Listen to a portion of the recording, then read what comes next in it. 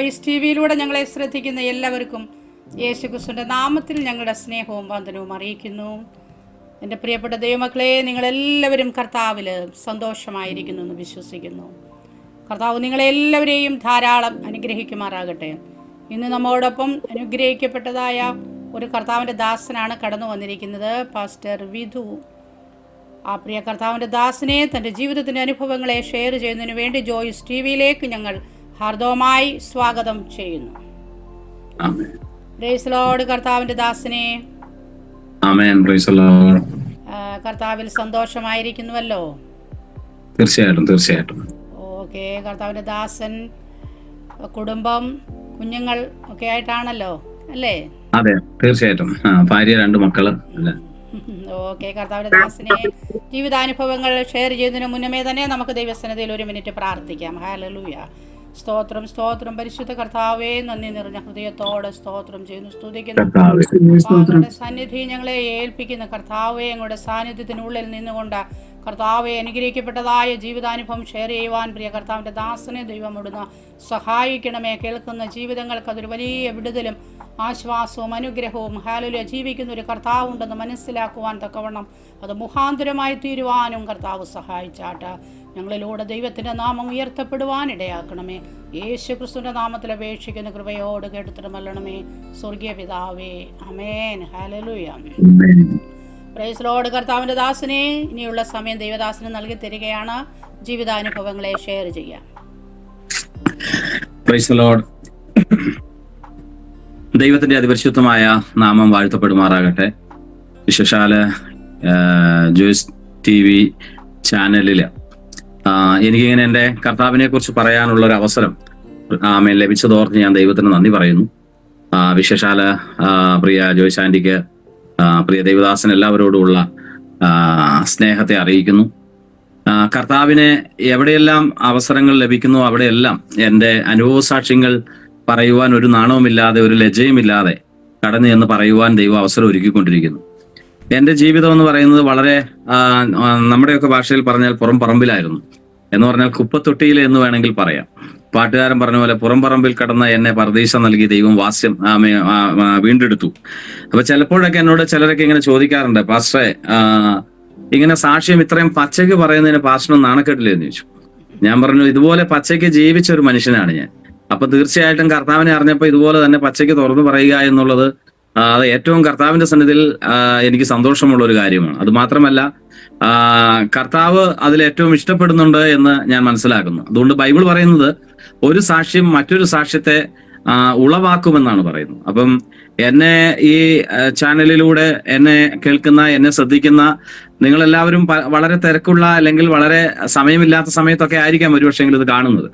പക്ഷെ എൻ്റെ ജീവിതത്തിലെ അനുഭവം നിങ്ങൾക്ക് ഒരു അല്പസമയം ശ്രദ്ധിക്കുവാൻ നിങ്ങൾക്ക് കഴിഞ്ഞാൽ അത് തീർച്ചയായിട്ടും നിങ്ങളുടെ ജീവിതത്തിന് അത് അനുഗ്രഹമായിരിക്കും എന്ന് ഞാൻ പൂർണ്ണമായും വിശ്വസിക്കുകയാണ്. കാരണം കർത്താവാണ് എന്നെ വിടിവിച്ചത്, കർത്താവാണ് എന്നെ രക്ഷിച്ചത്, കർത്താവാണ് ഇന്ന് ഈ ചാനലിന്റെ മുമ്പിൽ നിർത്തിയത്. ആന്റി പറഞ്ഞതുപോലെ എൻ്റെ പേര് ബിദുമോൻ ജോസഫ് എന്നാണ്. എൻ്റെ ഭാര്യ റെനി, മക്കൾ 2 പേരും. മൂത്തയാള് ലെമുവേൽ, അവൻ +2 പഠനം കഴിഞ്ഞ് നിൽക്കുന്നു ഉപരിപഠനത്തിന് വേണ്ടി. രണ്ടാമത്തെ ആള് ജമുവേൽ, അവൻ 9ാം ക്ലാസ്സിൽ ഇപ്പോൾ പഠിക്കുന്നു. ഞങ്ങളെ സ്വന്തം സ്വദേശം കാസർഗോഡ് ജില്ലയിലാണ്. എന്നാൽ ഇപ്പോൾ കർത്താവിന്റെ വേലയോടുള്ള ബന്ധത്തിൽ ഞങ്ങൾ ഇടുക്കി ജില്ലയിലെ കമ്പളികണ്ഠം എന്ന് പറഞ്ഞ സ്ഥലത്താണ് ഞങ്ങളിപ്പോൾ സെറ്റിലായിരിക്കുന്നത്. അവിടെയാണ് ഞങ്ങളുടെ ഇപ്പോഴുള്ള എല്ലാ റെക്കോർഡുകളും, കാസർഗോഡ് ആണെങ്കിലും എല്ലാം കമ്പളികണ്ഠത്തോടുള്ള ബന്ധത്തിലാണ് നിൽക്കുന്നത്. അപ്പം ദൈവം അയക്കുന്ന പല സ്ഥലങ്ങളിലും കടന്നു പോവുകയും ശുശ്രൂഷിക്കുകയും ഒക്കെ ചെയ്യാൻ ദൈവം അവസരം ഒരുക്കി തന്നു. അപ്പൊ മറ്റു മുഖവരകളൊന്നുമില്ലാതെ ഞാൻ എൻ്റെ അനുഭവ സാക്ഷ്യത്തിലേക്ക് കിടക്കാൻ ആഗ്രഹിക്കുകയാണ്. ഞാൻ ഒരു ക്നാനായ കത്തോലിക്ക കുടുംബത്തിലാണ് ഞാൻ ജനിച്ചു വളർന്നത്. ക്നാനായ കത്തോലിക്ക എന്ന് പറഞ്ഞാൽ എല്ലാവർക്കും അറിയില്ലെങ്കിൽ കത്തോലിക്കരുടെ മറ്റൊരു വിഭാഗത്തിൽപ്പെട്ടിരിക്കുന്ന ആളാണ് ക്നാനായക്കാർ. അത് ഞാൻ പൂർണ്ണമായി അങ്ങ് പറയുന്നത് മാത്രമേ ഉള്ളൂ. അപ്പോൾ എൻ്റെ സ്വദേശം കാസർഗോഡ് ജില്ലയിലെ കാഞ്ഞങ്ങാട് രാജപുരം എന്ന് പറഞ്ഞ സ്ഥലത്താണ്. രാജപുരം. ഇപ്പം എൻ്റെ വീട്ടില് പപ്പായുണ്ട്, മമ്മിയുണ്ട്, 2 ജ്യേഷ്ഠന്മാരുണ്ട്. അപ്പം എൻ്റെ പപ്പായുടെ വീട്ടുകാരെല്ലാം അത്യാവശ്യം നല്ല നിലവാരത്തിലുള്ള ജീവിക്കുന്നവരാണ്. കാരണം അവര് പള്ളിപ്പോക്കും അവരുടേതായ പള്ളിപ്പോക്കും കാര്യങ്ങളൊക്കെ ആയിട്ട് അവര് ആത്മീയവും അല്ലാത്ത നിലയിലൊക്കെ അന്തരീക്ഷത്തിൽ അവർ ജീവിക്കുന്നു, അവരുടേതായ അന്തരീക്ഷത്തിൽ. പക്ഷെ എൻ്റെ പപ്പ ഒരു മദ്യപാനി ആയതുകൊണ്ട് തന്നെ ഞങ്ങളുടെ കുടുംബം തീർത്തും തകർന്ന് തരിപ്പണമായിപ്പോയി. അപ്പം അമ്മയുടെ ആങ്ങളമാരും നല്ല സ്ഥാനത്തൊക്കെ ജീവിച്ചിരിക്കുമ്പോഴും ചാച്ചന്റെ അനിയന്മാരും ജ്യേഷ്ഠന്മാരൊക്കെ നല്ല നിലവാരത്തിൽ ജീവിച്ചിരിക്കുന്ന ഒരു സാഹചര്യം ഞങ്ങളുടെ കുടുംബം തകരാനുള്ള ഒരു കാരണം എന്ന് പറയുന്നത് മദ്യപാനമാണ്, പപ്പായുടെ മദ്യപാനമാണ്. അപ്പം എൻ്റെ 2 ജ്യേഷ്ഠന്മാരുണ്ട്. മൂത്തയാള് ബിജു, രണ്ടാമത്തെ ആള് ബിനോയ്. എന്റെ രണ്ടാമത്തെ ജ്യേഷ്ഠൻ ചില വർഷങ്ങൾക്ക് മുമ്പ് മരണപ്പെട്ടു പോയി. ഇപ്പൊ മൂത്ത ചേട്ടനേ ഉള്ളൂ.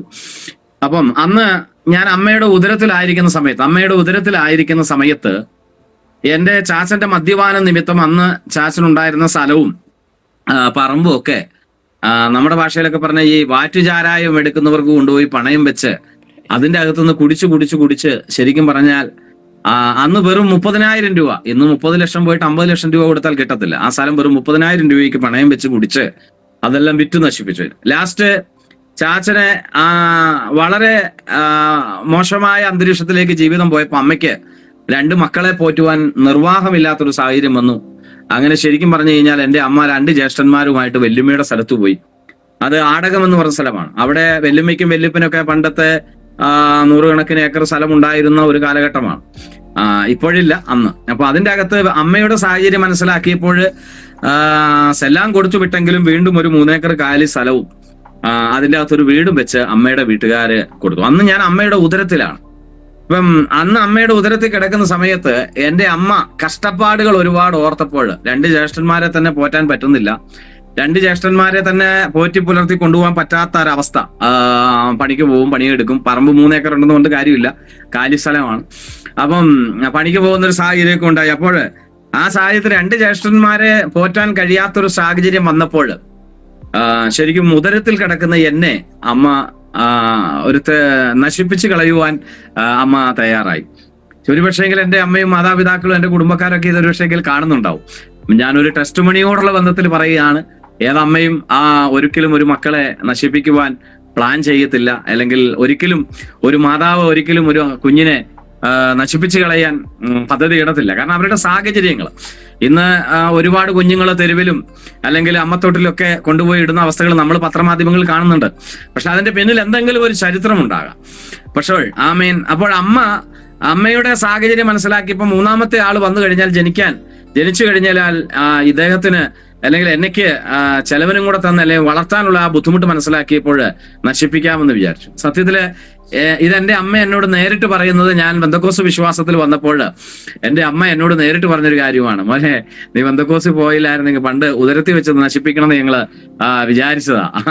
പക്ഷെ അന്ന് അതിനോടുള്ള ബന്ധത്തിൽ ചില കാര്യങ്ങൾ പറഞ്ഞു, അത് ഞാനിപ്പോ പറയുന്നില്ല. ഇപ്പൊ ഞാൻ പറഞ്ഞ പക്ഷെ ദൈവം എന്നെ നശിപ്പിക്കാൻ അനുവദിച്ചില്ല. കാരണം രാജപുരം എന്ന് പറഞ്ഞ സ്ഥലത്ത് ഒരു തെങ്ങും തോട്ടത്തില് അന്നത്തെ ഡിവൈൻ ഫോട്ടോ എന്നൊക്കെ പറയുന്ന ആ മേഖലയിലുള്ള പുരോഹിതന്മാർ വന്നൊരു ധ്യാനം അവിടെ നടത്തി. അപ്പൊ അമ്മ തെങ്ങും തോട്ടത്തിലായിരുന്നു ധ്യാനം നടത്തി. അമ്മ ആ തെങ്ങും തോട്ടത്തിൽ പോയി ഇരിക്കുന്ന സമയത്ത് അമ്മയുടെ ആ ധ്യാനം നടന്നുകൊണ്ടിരിക്കുന്ന സമയത്ത് അമ്മയുടെ ഹൃദയത്തിൽ ആരോ വന്ന് പറയുന്നത് പോലെ അമ്മയ്ക്ക് തോന്നി. ഈ ഉദരത്തിൽ കിടക്കുന്ന ശിശുവിനെ നശിപ്പിച്ച് കളയരുതെന്ന് അമ്മയ്ക്ക് ആരോ പറയുന്നത് പോലെ തോന്നി എന്നാണ് എൻ്റെ അമ്മ എന്നോട് പറഞ്ഞത്. അപ്പോൾ ഞാൻ വിശ്വസിക്കുന്നു കർത്താവായ യേശുക്രിസ്തു തന്നെ ആയിരിക്കാം ആമേൻ അമ്മയുടെ കാതുകളിൽ ആ ശബ്ദം കേൾപ്പിച്ചത്. കാരണം ഞാനിപ്പോഴും ആമേൻ എനിക്ക് ഏറ്റവും പ്രാധാന്യത്തോടെ ഏറ്റവും പ്രാഗൽഭ്യത്തോടെ പറയാനുള്ള എൻ്റെ ആദ്യത്തെ സാക്ഷ്യം എന്ന് പറയുന്നത്, അമ്മയുടെ ഉദരം മുതൽ സ്വർഗത്തിലെ ദൈവം എന്നെ പരിപാലിച്ചു, എന്നെ കാത്തു പരിപാലിച്ചു എന്നാണ് ആമേൻ എനിക്ക് പറയാനുള്ളത്. ഞാൻ പറഞ്ഞത് ഇപ്പോഴേ ഞാൻ ഈ ടെസ്റ്റ് മണി പറയുമ്പോൾ ചിലപ്പോൾ വിശ്വാസഗോളത്തിലുള്ള അല്ലെ ദൈവഭക്തി ഉള്ളവർ മാത്രമായിരിക്കില്ല ഒരുപക്ഷെങ്കിൽ കേൾക്കുന്നത്. അവരോട് എനിക്ക് പുറത്തുള്ളവരോടാണെങ്കിലും മറ്റുള്ളവരോടാണെങ്കിലും പറയാനുള്ളെങ്കിൽ ഒരു മദ്യപാനിയും ഏതെങ്കിലും കാരണവശാൽ ഇത് കേൾക്കുന്നുണ്ടെങ്കിൽ എനിക്ക് നിങ്ങളോടും പറയാനുള്ള ഒരൊറ്റ കാരണമേ ഉള്ളൂ. ഒരു മദ്യപാനം കൊണ്ട് തകർക്കപ്പെട്ട ഒരു കുടുംബമാണ് ഞങ്ങളുടേത്. ഒരു ജീവിതത്തിൽ ഒരു അമ്മയെ കുഞ്ഞിനെ വേണ്ടാമെന്ന് പോലുമുള്ള ഒരു ചിന്തകൾ, അല്ലെങ്കിൽ ഒരു അമ്മയെ ഒരു കൊലപാതക പോലും ആക്കി തീർക്കാവുന്ന അന്തരീക്ഷത്തിലേക്ക് കാര്യങ്ങളുടെ കിടപ്പുകൾ മാറിയത് തികച്ചും ഒരു മദ്യപാനം കൊണ്ട് തകർക്കപ്പെട്ട ഒരു കുടുംബമായതുകൊണ്ടാണ്. അതുകൊണ്ട് എനിക്ക് എൻ്റെ അനുഭവത്തിലൂടെ ആദ്യമായി നിങ്ങളെ കേൾക്കുന്ന ആരെങ്കിലും ആ ഒരു അവസ്ഥയിൽ എന്നെ കേൾക്കുന്നുണ്ടെങ്കിൽ നിങ്ങളോടും എനിക്ക് പറയാനുള്ള ഒരേ ഒരു കാര്യമേ ഉള്ളൂ. മദ്യപാനം കൊണ്ട് തകർക്കപ്പെടുന്നത് ഒന്ന് നിങ്ങളുടെ കുടുംബം, ഒന്ന് നിങ്ങളുടെ കുഞ്ഞുങ്ങൾ. പരസ്യ സ്ഥലങ്ങളിൽ ഞങ്ങൾ പ്രസംഗിക്കുമ്പോൾ ഞങ്ങൾ ഇങ്ങനെ പറയാറുണ്ട്, ഒട്ടിയ വയറുമായി അതുപോലെ തന്നെ തേഞ്ഞ ചെരുപ്പുമായി തലയിൽ എണ്ണയും തേക്കാതെ കീറിയ ബാഗും ഒക്കെ ആയിട്ട് ഇവിടെ തൊട്ടടുത്ത് ഏതെങ്കിലും ഗവൺമെന്റ് സ്കൂളുകളിൽ ഒരു കുഞ്ഞു പഠിക്കുന്നുണ്ടെങ്കിൽ നമുക്ക് മറ്റൊരു വ്യാഖ്യാനവും ഇല്ലാതെ നമുക്ക് തീർത്തും പറയാൻ പറ്റും അതൊരു മദ്യപാനിയുടെ കുഞ്ഞായിരിക്കുമെന്ന്. അങ്ങനെയാണെങ്കിൽ പ്രിയ സ്നേഹിത, യേശു കർത്താവിന് എന്നെ അതിന്റെ അകത്തുനിന്ന് വിടുവിക്കുവാൻ കർത്താവിന് കഴിഞ്ഞുവെങ്കിൽ നിങ്ങളുടെ ജീവിതത്തിൽ ഒരു മാറ്റം തീർച്ചയായിട്ടും കർത്താവിന് നൽകി തരാൻ കഴിയുമെന്ന് പറഞ്ഞുകൊണ്ട് ഞാൻ ആ ഭാഗം അങ്ങ് വിടുകയാണ്. എന്തായാലും ഞാൻ ജനിച്ചു, എന്റെ 2 ജ്യേഷ്ഠന്മാര് വീട്ടിലെ കഷ്ടപ്പാടുകളും കഷ്ടപ്പാടുകളൊക്കെ വന്നപ്പോൾ എന്റെ വിട്ടുപോയി. മൂത്ത ചേട്ടൻ നാട് വിട്ട് ഡൽഹി എന്ന് പറഞ്ഞ പ്രദേശത്തേക്ക് പോയി.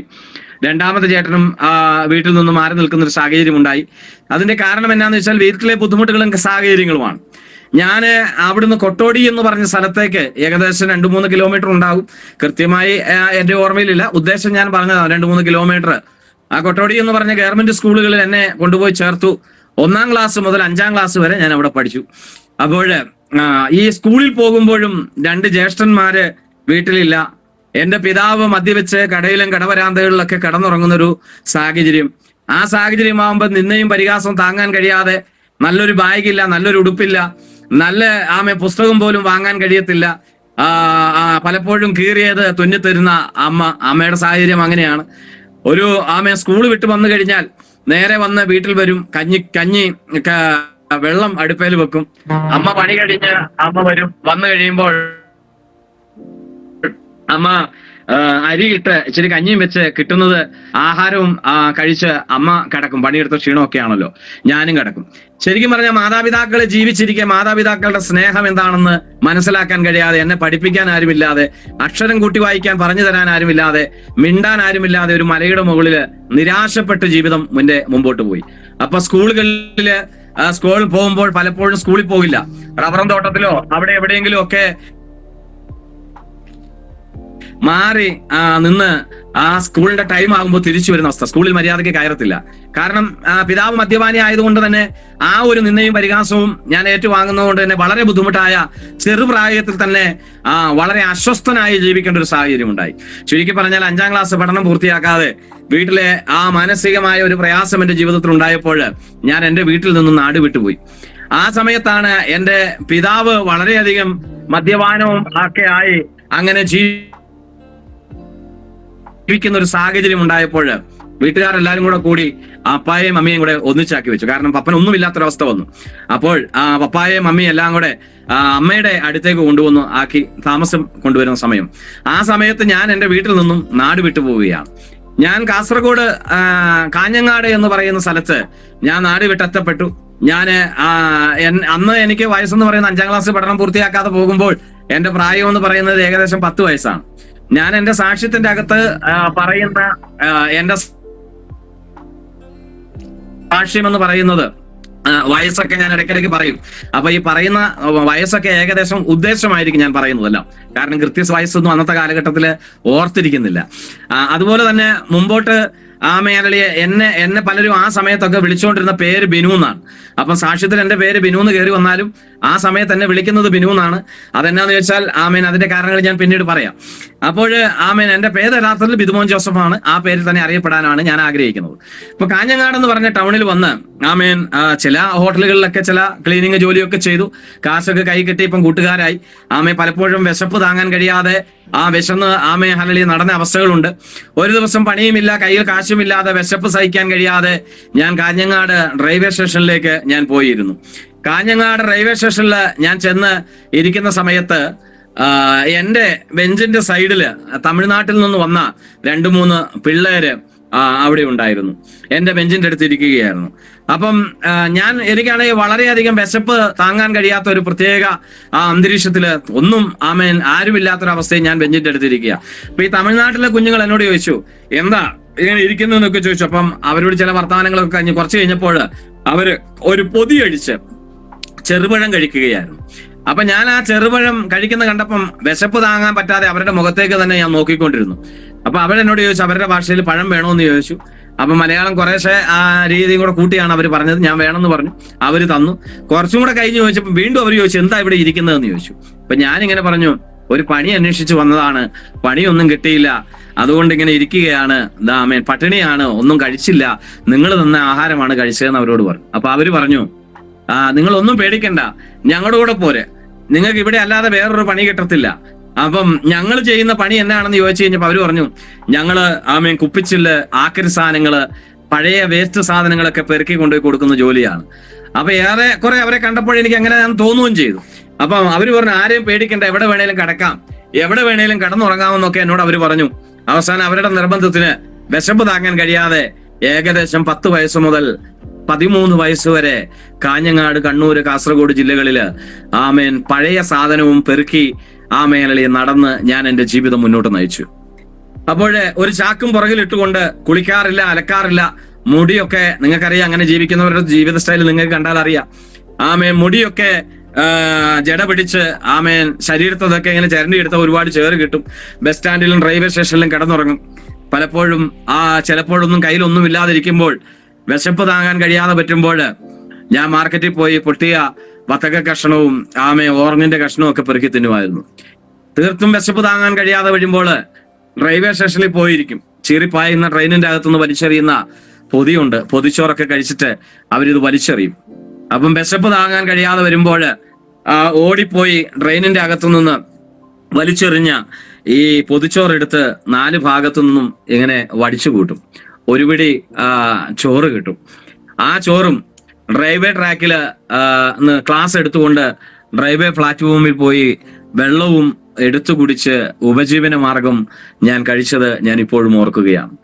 അപ്പം വിശപ്പ് താങ്ങാൻ കഴിയാതെ ആ ഒരവസ്ഥയിൽ ഇപ്പോഴും ലജ്ജയില്ലാതെ, നാണമില്ലാതെ എനിക്ക് എന്റെ തമ്പുരാന്റെ, എന്റെ ജീവിതത്തിൽ ദൈവം വിടിവിച്ച സാക്ഷ്യം എനിക്ക് പച്ചയ്ക്ക് പറയുന്നതിൽ ഒരു നാണക്കേടുമില്ല.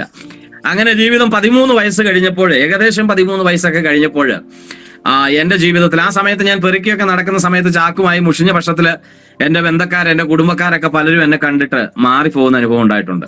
എന്റെ അമ്മ പോലും എന്നെ കണ്ടപ്പോൾ മാറിപ്പോയ അനുഭവമുണ്ട്. പക്ഷെ ഞാൻ അവരെ ആരെയും കുറ്റം പറയുകയില്ല. കാരണം ദൈവത്തെ അറിയുന്നവർ പോലും ഇന്ന് മുഷിഞ്ഞ വേഷത്തിൽ പെറുക്കി നടക്കുന്ന ഭിക്ഷക്കാരെയോ അല്ലെങ്കിൽ ധർമ്മക്കാരെയോ കണ്ടാൽ അവരോട് മിണ്ടാനോ അവരോട് സുവിശേഷം പറയാനോ പലരും തയ്യാറാകുന്നില്ല.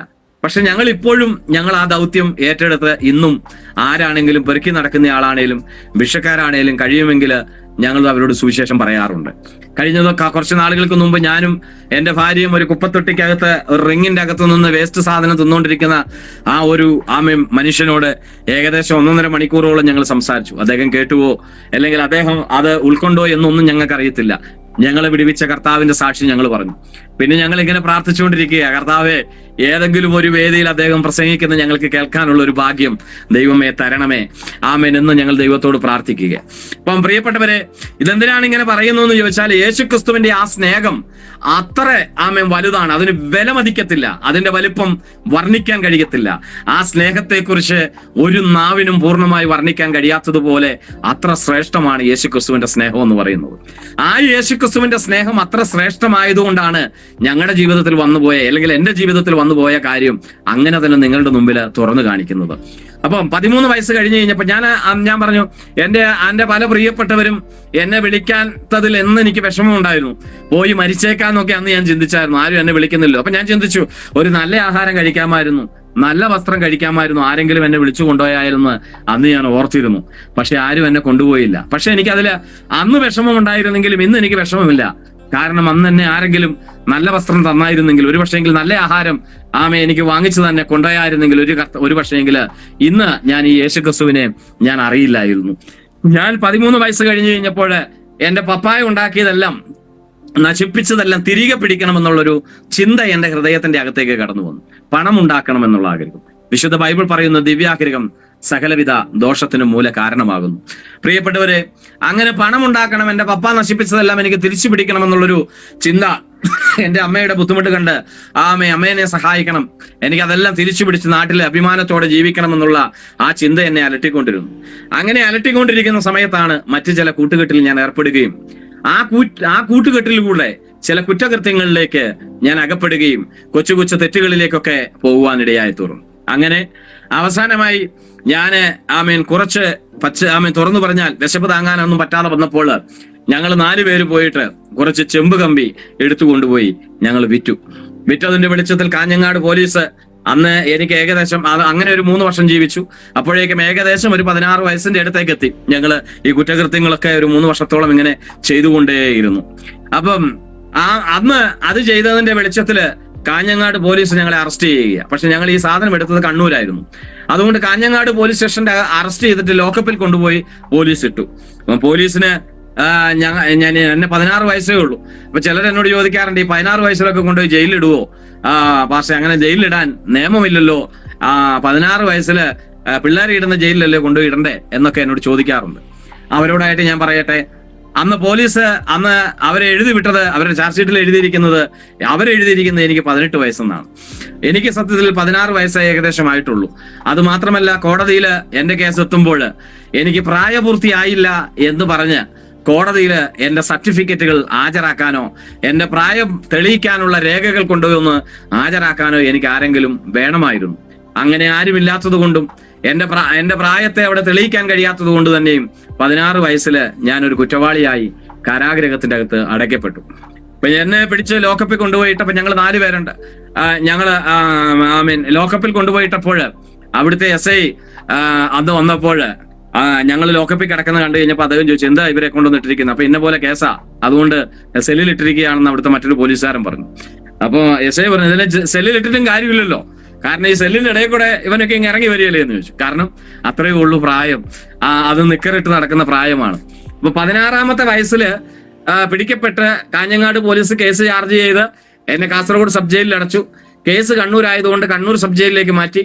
കണ്ണൂർ സബ് ജയിലിൽ നിന്നും ഏകദേശം 6 മാസം എന്നെ ശിക്ഷിച്ച് കണ്ണൂർ സെൻട്രൽ ജയിലിന്റെ അകത്തേക്ക് കൊണ്ടുപോകാൻ തക്കവണ്ണം ഇടയായി തീർന്നു.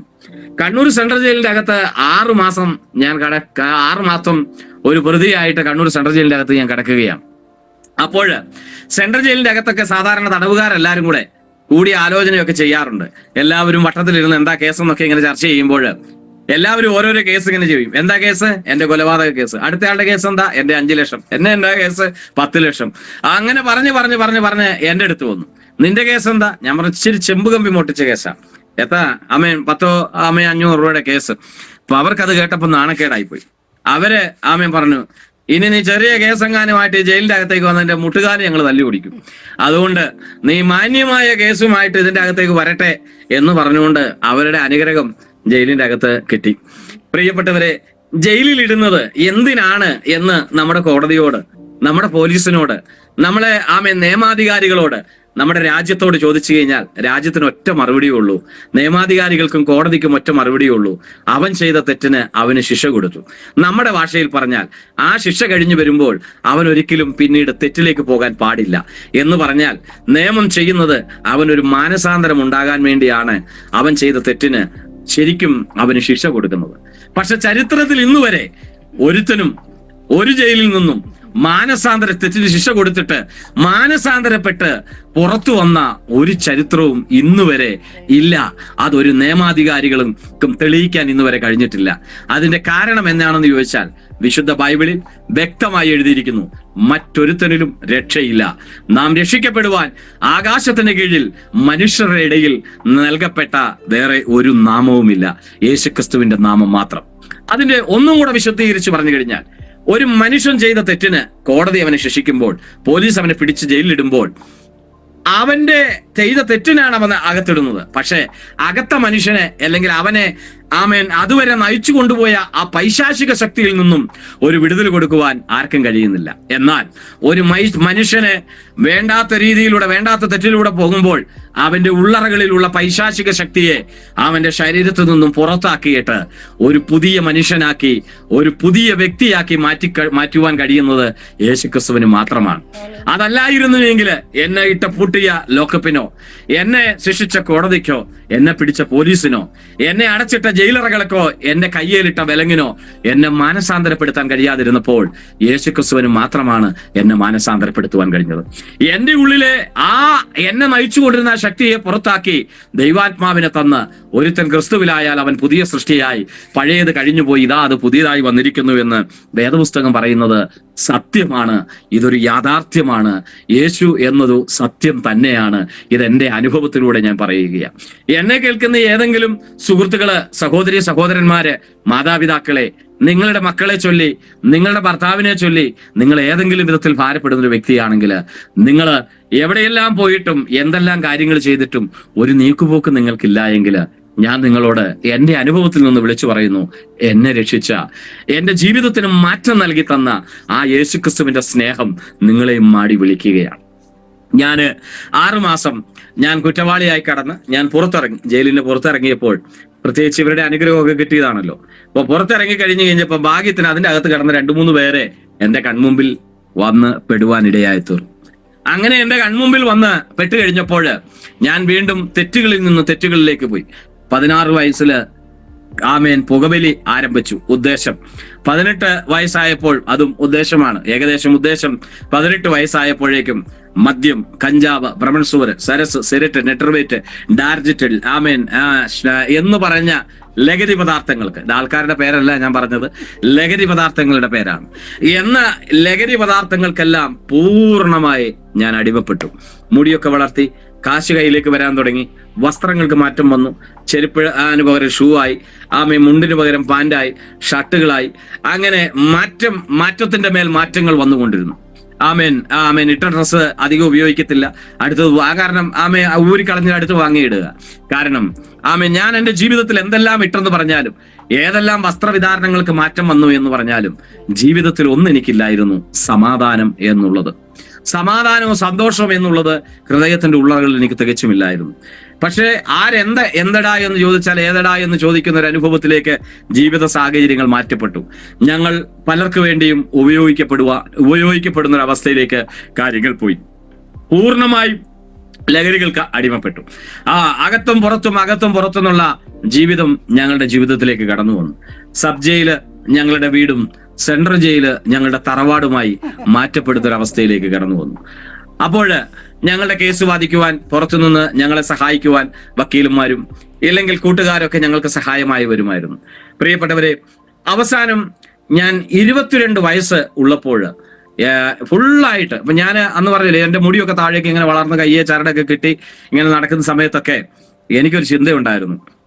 കയ്യിൽ കുറെ ചരടും ചെട്ടി ഇങ്ങനെ മുടിയൊക്കെ വളർത്തി ഇങ്ങനെ നടക്കുമ്പോൾ എന്റെ ഒരു ചിന്ത, ഞാൻ ഏതാണ്ട് ചന്ദ്രനിൽ നിന്ന് ഇറങ്ങി വന്ന ഒരു ഭാവമായിരുന്നു അന്ന് എനിക്ക് ഉണ്ടായിരുന്നത്. പക്ഷേ യേശുക്രിസ്തുവിനെ അറിഞ്ഞപ്പോഴാണ് എനിക്ക് മനസ്സിലായത്, ഞാൻ ചന്ദ്രനിൽ നിന്ന് വന്ന ആളല്ല, ഞാനൊരു സീറോയായിരുന്നു. എന്നോട് കർത്താവിന് കരുണ തോന്നിയിട്ട്, എന്നോട് കർത്താവിന് ദയ തോന്നിയിട്ട് കർത്താവിനെ രക്ഷിച്ചു. പലപ്പോഴും പലപ്പോഴും ഇങ്ങനെയൊക്കെ പോകുമ്പോൾ പലരും പല കാര്യങ്ങളും, അല്ലെങ്കിൽ ഈ കഴിഞ്ഞ ദിവസവും ഞങ്ങള് പരസ്യയോഗത്തിനൊക്കെ പ്രസംഗിച്ച് കഴിഞ്ഞപ്പം ഞങ്ങളുടെ മുമ്പിൽ വന്ന് തടയുകയും ഞങ്ങളെ ഉപദ്രവിക്കാനൊക്കെ ചെയ്തു. ഞങ്ങളുടെ വാഹനങ്ങള് ഒക്കെ ഉപദ്രവിക്കുന്ന ഒരു തലത്തിലേക്കൊക്കെ വന്നു. അപ്പൊ അവര് ഞങ്ങളോട് ചോദിക്കുന്ന ഒരു ചോദ്യമുണ്ട്, ഞാൻ ആരാണെന്ന് നിനക്കറിയാവോ? അല്ലെങ്കിൽ അവർ ഞങ്ങളോട് പല നിലയിലും ചോദിക്കുന്നുണ്ട്. അപ്പൊ ഞങ്ങളൊക്കെ സത്യത്തില് അത് കേട്ടിട്ട് ചിരിച്ചുകൊണ്ട് നിൽക്കും. കാരണം ഇവര് കാണിക്കുന്നതിനെ കഴിഞ്ഞ് വലിയ പോക്രിത്തരം കാണിച്ച എത്രയോ സഹോദരന്മാർ ചേർന്ന് നിന്ന് പരസ്യയോഗം ചെയ്യുമ്പോൾ ഞങ്ങളെ ഒന്ന് ഉന്തി മാറ്റിയാൽ ഞങ്ങൾക്ക് അങ്ങോട്ട് പ്രതികരിക്കാനോ അല്ലെങ്കിൽ തള്ളി മാറ്റാനോ ആരോഗ്യമില്ലാഞ്ഞിട്ടല്ല, അതിനുള്ള കഴിവില്ലാഞ്ഞിട്ടുമല്ല, പിന്നെയോ യേശുക്രിസ്തു ഞങ്ങളെ വീണ്ടെടുത്ത ആ വലിയ രക്ഷ അത് ഞങ്ങളുടെ ഉള്ളിൽ നിന്നും നഷ്ടപ്പെട്ടു പോകാതിരിക്കുവാൻ, അത് മാത്രമല്ല മരണത്തിനപ്പുറത്ത് നിത്യമായ ഒരു ജീവിതത്തിൽ എത്തപ്പെടുവാൻ വേണ്ടി ചന്ദ്രനിൽ നിന്ന് വന്നതാണെന്നുള്ള ആ ഭാവമൊക്കെ മാറ്റി ഹല്ലേലൂയ, ചെറുകടന തടിച്ചാൽ മറുചെറുകിട കാണിച്ചു കൊടുക്കുന്ന ഒരു അന്തരീക്ഷത്തിലേക്ക് ദൈവം എത്തിച്ചത് കൊണ്ടാണ് ഇന്നും ആരുടെ മുമ്പിലും യേശുവിന്റെ മുമ്പിലല്ലാതെ മറ്റൊരാളുടെ മുമ്പിലും തലകുനിക്കാറില്ല. ഒരുത്തൻ അടിച്ചാൽ തിരിച്ചടിക്കാതെ നിൽക്കുന്നത്. പ്രിയപ്പെട്ടവരെ, അങ്ങനെ 22-ാമത്തെ വയസ്സിൽ ഞാനടക്കം ഞങ്ങൾ 4 പേരും വീണ്ടും പിടിക്കപ്പെട്ടു. പിടിക്കപ്പെട്ട് ജയിലിന്റെ അകത്തേക്ക് വീണ്ടും ഞങ്ങളെ 4 പേരെ കൊണ്ടുപോവുകയാണ്. ആ കേസില് ഞാൻ 4ാം പ്രതിയാണ്. ഇപ്പം നമുക്കറിയാം, പോലീസ് ഡിപ്പാർട്ട്മെന്റിലൊക്കെ ഉള്ളവരൊക്കെ ചിലപ്പോൾ എന്നെ കേൾക്കുന്നുണ്ടാവും, അല്ലാത്തവരെന്നെ കേൾക്കുന്നുണ്ടാവും. അവർക്കൊക്കെ അറിയാം. കാരണം ഒരു കേസിൽ പ്രതിയായി കഴിഞ്ഞാൽ പിന്നെ അവൻ പുറത്തിറങ്ങി അവൻ പ്രതി അല്ലേലും അവനെ പൊക്കി കൊണ്ടുപോയി എന്തെങ്കിലും കേസിലൊക്കെ എന്ത് ചെയ്യും, അകപ്പെടുത്തുന്ന ഒരു ശീലം നമ്മുടെ നാട്ടിൽ പണ്ട് മുതലേ ഉള്ളതാണ്. അപ്പൊ ആ കേസില് 4ാമത്തെ കേസില് ഞാൻ ശരിക്കും നിരപരാധിയായിരുന്നു. മറ്റൊരു 3 പേരും തെറ്റ് ചെയ്തവരായിരുന്നു. എന്നെ എന്ത് ചെയ്തു, അതിൻ്റെ അകത്ത് 4ാം പ്രതിയാക്കി ഇവർ കേസും ചാർജ് ചെയ്ത് അകത്തേക്ക് കിട്ടും. കാരണം അങ്ങനെ ആ ജയിലിന്റെ അകത്തേക്ക് പോയി ആ കേസിന് ഞങ്ങൾ മെയിൻ കൂട്ടുകാരെല്ലാം 4 പേര് അതിന്റെ അകത്തായി പോയി. അതുകൊണ്ട് ഞങ്ങളെ സഹായിക്കാനോ ഹെൽപ്പ് ചെയ്യാനോ മറ്റു പുറത്ത് കുറച്ച് പേരുണ്ടെങ്കിലും അവർക്ക് അതിനുള്ള സ്വാധീനവും കാര്യങ്ങളൊന്നും ഇല്ലാത്തൊരവസ്ഥ. അപ്പോൾ ആ വക്കീലിന് കാശ് കൊടുക്കാൻ പറ്റാത്തൊരവസ്ഥ, അങ്ങനെയൊക്കെ വന്നു. അതിന്റെ അകത്ത് ലോക്കായി പോയി. അപ്പോൾ ഏകദേശം എന്റെ വിചാരണ നടക്കുന്നില്ല, ആർഗ്യുമെന്റ് നടക്കുന്നില്ല, ഒന്നും നടക്കാതെ ഈ കേസ് മുമ്പോട്ട് കോടതി കൊണ്ടുവന്നു, വീണ്ടും കോടതി റിമാൻഡ് ചെയ്യുന്നു, കോടതി കൊണ്ടുവന്നു, വീണ്ടും കോടതി. അങ്ങനെ കണ്ണൂർ സെൻട്രൽ ജയിലിനകത്ത് ഇങ്ങനെ തുടർമാനം ഇങ്ങനെ പൊക്കോണ്ടിരിക്കുക. അങ്ങനെ പോയി ഒരു 3 മാസമൊക്കെ കഴിഞ്ഞു. ആ 4 മാസമായി. അങ്ങനെ മാസങ്ങൾ ഇങ്ങനെ പൊക്കോണ്ടിരിക്കുക. ആ കേസിൽ ഞാൻ ഏകദേശം 1 വർഷം ഇങ്ങനെ കടന്നു. അപ്പൊ മാസങ്ങൾ ഇങ്ങനെ പോകുന്നതിന്റെ ഇടയ്ക്ക് പെട്ടെന്ന് എന്റെ ഹൃദയത്തിന്റെ അകത്തൊരു ചിന്ത ഇങ്ങനെ കടന്നു വരികയാണ്. എന്തിനാ ഇങ്ങനെ ജീവിക്കുന്നത്? ഒന്ന് നന്നായി ജീവിച്ചാൽ എന്താ കുഴപ്പം എന്നൊരു തോന്നൽ എന്റെ ഹൃദയത്തുണ്ടായി. മറു സൈഡില് മറ്റൊരു ചിന്ത എന്നെ അലട്ടുകയാണ്. നീ എങ്ങനെ നന്നായി ജീവിക്കും? നിന്റെ അപ്പന് വേണ്ട, അമ്മയ്ക്ക് വേണ്ട, നാട്ടുകാർക്ക് വേണ്ട, സമൂഹം നിന്നെ ഉൾക്കൊള്ളത്തില്ല, പോലീസുകാർ നിന്നെ അംഗീകരിക്കത്തില്ല. നീ ഇപ്പം നന്നായി എന്ന് പറഞ്ഞാലും പോലീസുകാർ നിന്നെ അടുത്ത കേസും ചാർജ് ചെയ്ത് അകത്തേക്ക് വിടും. നിനക്ക് നന്നാകാൻ കഴിയില്ല. അപ്പൊ മറ്റൊരു ശബ്ദം എന്റെ കാതുകളിൽ ഇങ്ങനെ ആരോ പറയുന്ന പോലെ, നിനക്ക് നന്നാകാൻ കഴിയത്തില്ല. ഒരു സൈഡിൽ നിന്ന് നിനക്ക് നന്നാകാൻ കഴിയും, മറു സൈഡിൽ നിന്ന് നന്നാകാൻ കഴിയത്തില്ല എന്നുള്ളൊരു ശബ്ദം. പ്രിയപ്പെട്ടവരെ, കണ്ണൂർ സെൻട്രൽ ജയിൽ, എല്ലാ സെൻട്രൽ ജയിലുകളിലും ഏത് മതമാണേലും ആ മതത്തിന് അവരുടെ ദൈവത്തെ ആരാധിക്കാനുള്ള സ്ഥലം ഒരുക്കി കൊടുത്തിട്ടുണ്ട്. സെൻട്രൽ ജയിലുകളിൽ മാത്രമേ ഉള്ളൂ, ഓപ്പൺ ജയിലുകളുമുണ്ട്. അപ്പം ജയിലിനകത്ത് പുരോഹിതന്മാരെല്ലാം ഞായറാഴ്ചയും ആരാധന, അവരുടെ കത്തോലിക്ക പള്ളിയിലെ പുരോഹിതന്മാർ പ്രാർത്ഥന നടത്താൻ വരും. കണ്ണൂർ സെൻട്രൽ ജയിലിന്റെ അകത്ത് ഈ സുവിശേഷം കേട്ട് കുറ്റവാളികളായ, സുവിശേഷം കേട്ട് രക്ഷിക്കപ്പെട്ട അകത്ത് വന്നവരല്ല, അകത്തു നിന്ന് സുവിശേഷം കേട്ട് രക്ഷിക്കപ്പെട്ട ഒരു കൂട്ടം തടവുകാരുടെ ഒരു പ്രയർ അവിടെ നടക്കുന്നുണ്ട്. കാത്തോലിക്ക പള്ളിയുടെ ഒരു പ്രാർത്ഥന നടക്കുന്നുണ്ട്. യാക്കോബക്കാരുടെ, CSI-കാരുടെ ഒക്കെ പ്രയർ അങ്ങനെ നടക്കുന്നുണ്ട്. അപ്പൊ അതിന് അനുമതിയുണ്ട്. അപ്പം ബെന്തക്കോസ് ആരാധനയിലൂടെ, പ്രാർത്ഥനയിലൂടെ മാനസാന്തരപ്പെട്ടു വന്ന ചില സഹോദരന്മാർ എൻ്റെ അടുത്ത് വന്ന് സുവിശേഷം പറയാൻ വേണ്ടി വരും. അപ്പൊ ഞാൻ അവരെ ആട്ടി ഓടിക്കുമായിരുന്നു. എടാ, ജയിലിന്റെ പുറത്തും മതം മാറ്റും, അകത്തും മതം മാറ്റും, നിങ്ങൾക്കൊന്നും വേറൊരു പണിയും ഇല്ലേ? അന്ന് ഞാൻ ഇവരോട് പറഞ്ഞൊരു വർത്തമാനം ഇതാണ്: കക്കുകയും മോട്ടിക്കുകയും പിടിച്ചു കുറയ്ക്കുകയും അടിക്കുകയും കൊലപാതകവും എല്ലാം ചെയ്തിട്ട് ഇവിടെ വന്നിട്ട് നീ മാനസാന്തരമാണ് എന്നും പറഞ്ഞുകൊണ്ട് നടക്കുകയാണോ എന്ന് ചോദിച്ച് അവരെ എപ്പോഴും ഞാൻ ആട്ടി ഓടിക്കുമായിരുന്നു. പക്ഷേ എന്റെ ജീവിതത്തിൽ നന്നാകണമെന്നൊരു ചിന്ത വന്നു കഴിഞ്ഞപ്പോൾ ഞാൻ കത്തോലിക്ക പള്ളിയിൽ ഞായറാഴ്ച, അതായത് ജയിലിന്റെ അകത്ത് കത്തോലിക്ക പള്ളിക്കുള്ള സ്ഥലം കൊടുത്തിട്ടുണ്ട്, അതിന്റെ അകത്ത് പ്രാർത്ഥന നടത്തുന്ന സ്ഥലത്ത് ഞാൻ പോകുമായിരുന്നു. ഞാൻ എപ്പോഴും പണ്ട് നമ്മൾ പറയാറുണ്ട്, ആളെന്ത് തരികടയാണെങ്കിലും ദൈവവിശ്വാസിയാണെന്ന് ചിലർ പറയുന്നത് പോലെ, ഞങ്ങള് ഈ പണ്ട് ഇത്രയും തരികടയായിട്ട് ജീവിക്കുമ്പോഴും ഒക്കെ ഈ ചെറിയ ഞങ്ങളുടേതായ പള്ളിയിലൊക്കെ പോകുന്ന ഒരു ശീലം എനിക്കുണ്ടായിരുന്നു. കാരണം നമ്മുടെ ഡ്യൂട്ടിക്ക് പോകുമ്പോഴും ദശാംശമൊക്കെ കൊടുത്തിട്ടേ എന്ത് ചെയ്യത്തുള്ളൂ, പോകത്തുള്ളൂ. പണ്ടാരെ കുറ്റിയിൽ കൊണ്ടുപോയിട്ട് എന്തെങ്കിലുമൊക്കെ ഇട്ട് കൊടുത്തിട്ട് രാത്രിയിൽ പോലീസ് പിടിക്കാതെ, നാട്ടുകാർ പിടിക്കാതെ കാത്തോളണമേ എന്ന് പറഞ്ഞിട്ട് പോകുന്ന ഒരു ശീലം ഉണ്ടായിരുന്നു. പക്ഷെ ദാവീദ് പറഞ്ഞു, യഹോവേ, എല്ലാവരും പല നിലയിൽ പ്രാർത്ഥിക്കുന്നുണ്ട്, പക്ഷെ ദാവീദ് ഇങ്ങനെ പറഞ്ഞു, യഹോവേ, ന്യായത്തെ കേൾക്കണമേ. ഞാനിട്ട ഒന്നും തന്നെ എന്റെ ന്യായമായ പ്രാർത്ഥന അല്ലാത്തത് കൊണ്ട് സ്വർഗം അത് കേട്ടില്ലായിരുന്നു. ന്യായമായ പ്രാർത്ഥന എന്ന് എന്റെ ജീവിതത്തിൽ വന്നോ അന്നാണ് സ്വർഗം അത് കേൾക്കുവാൻ ഇടയായി തീർന്നത്. അപ്പൊ ഞാൻ അതിന്റെ അകത്ത് ചെന്ന് കഴിഞ്ഞപ്പോൾ നന്നാകണമെന്നൊരു ചിന്ത എന്റെ ഹൃദയത്തിൽ വന്നു. അപ്പം ഞാൻ എന്നെ 2 സൈഡിൽ നിന്ന് ഈ 2 ശബ്ദം എന്നെ അലട്ടുന്നുണ്ടെങ്കിലും ഞാൻ സിസ്റ്റർമാരുടെ അടുത്ത് എന്ന് പറഞ്ഞു, ഞായറാഴ്ച പള്ളി കുർബാനയ്ക്ക് ചെന്നപ്പോൾ ഞാൻ പറഞ്ഞു, സിസ്റ്റർ, എനിക്ക് നന്നായി ജീവിക്കണമെന്ന് ആഗ്രഹമുണ്ട്.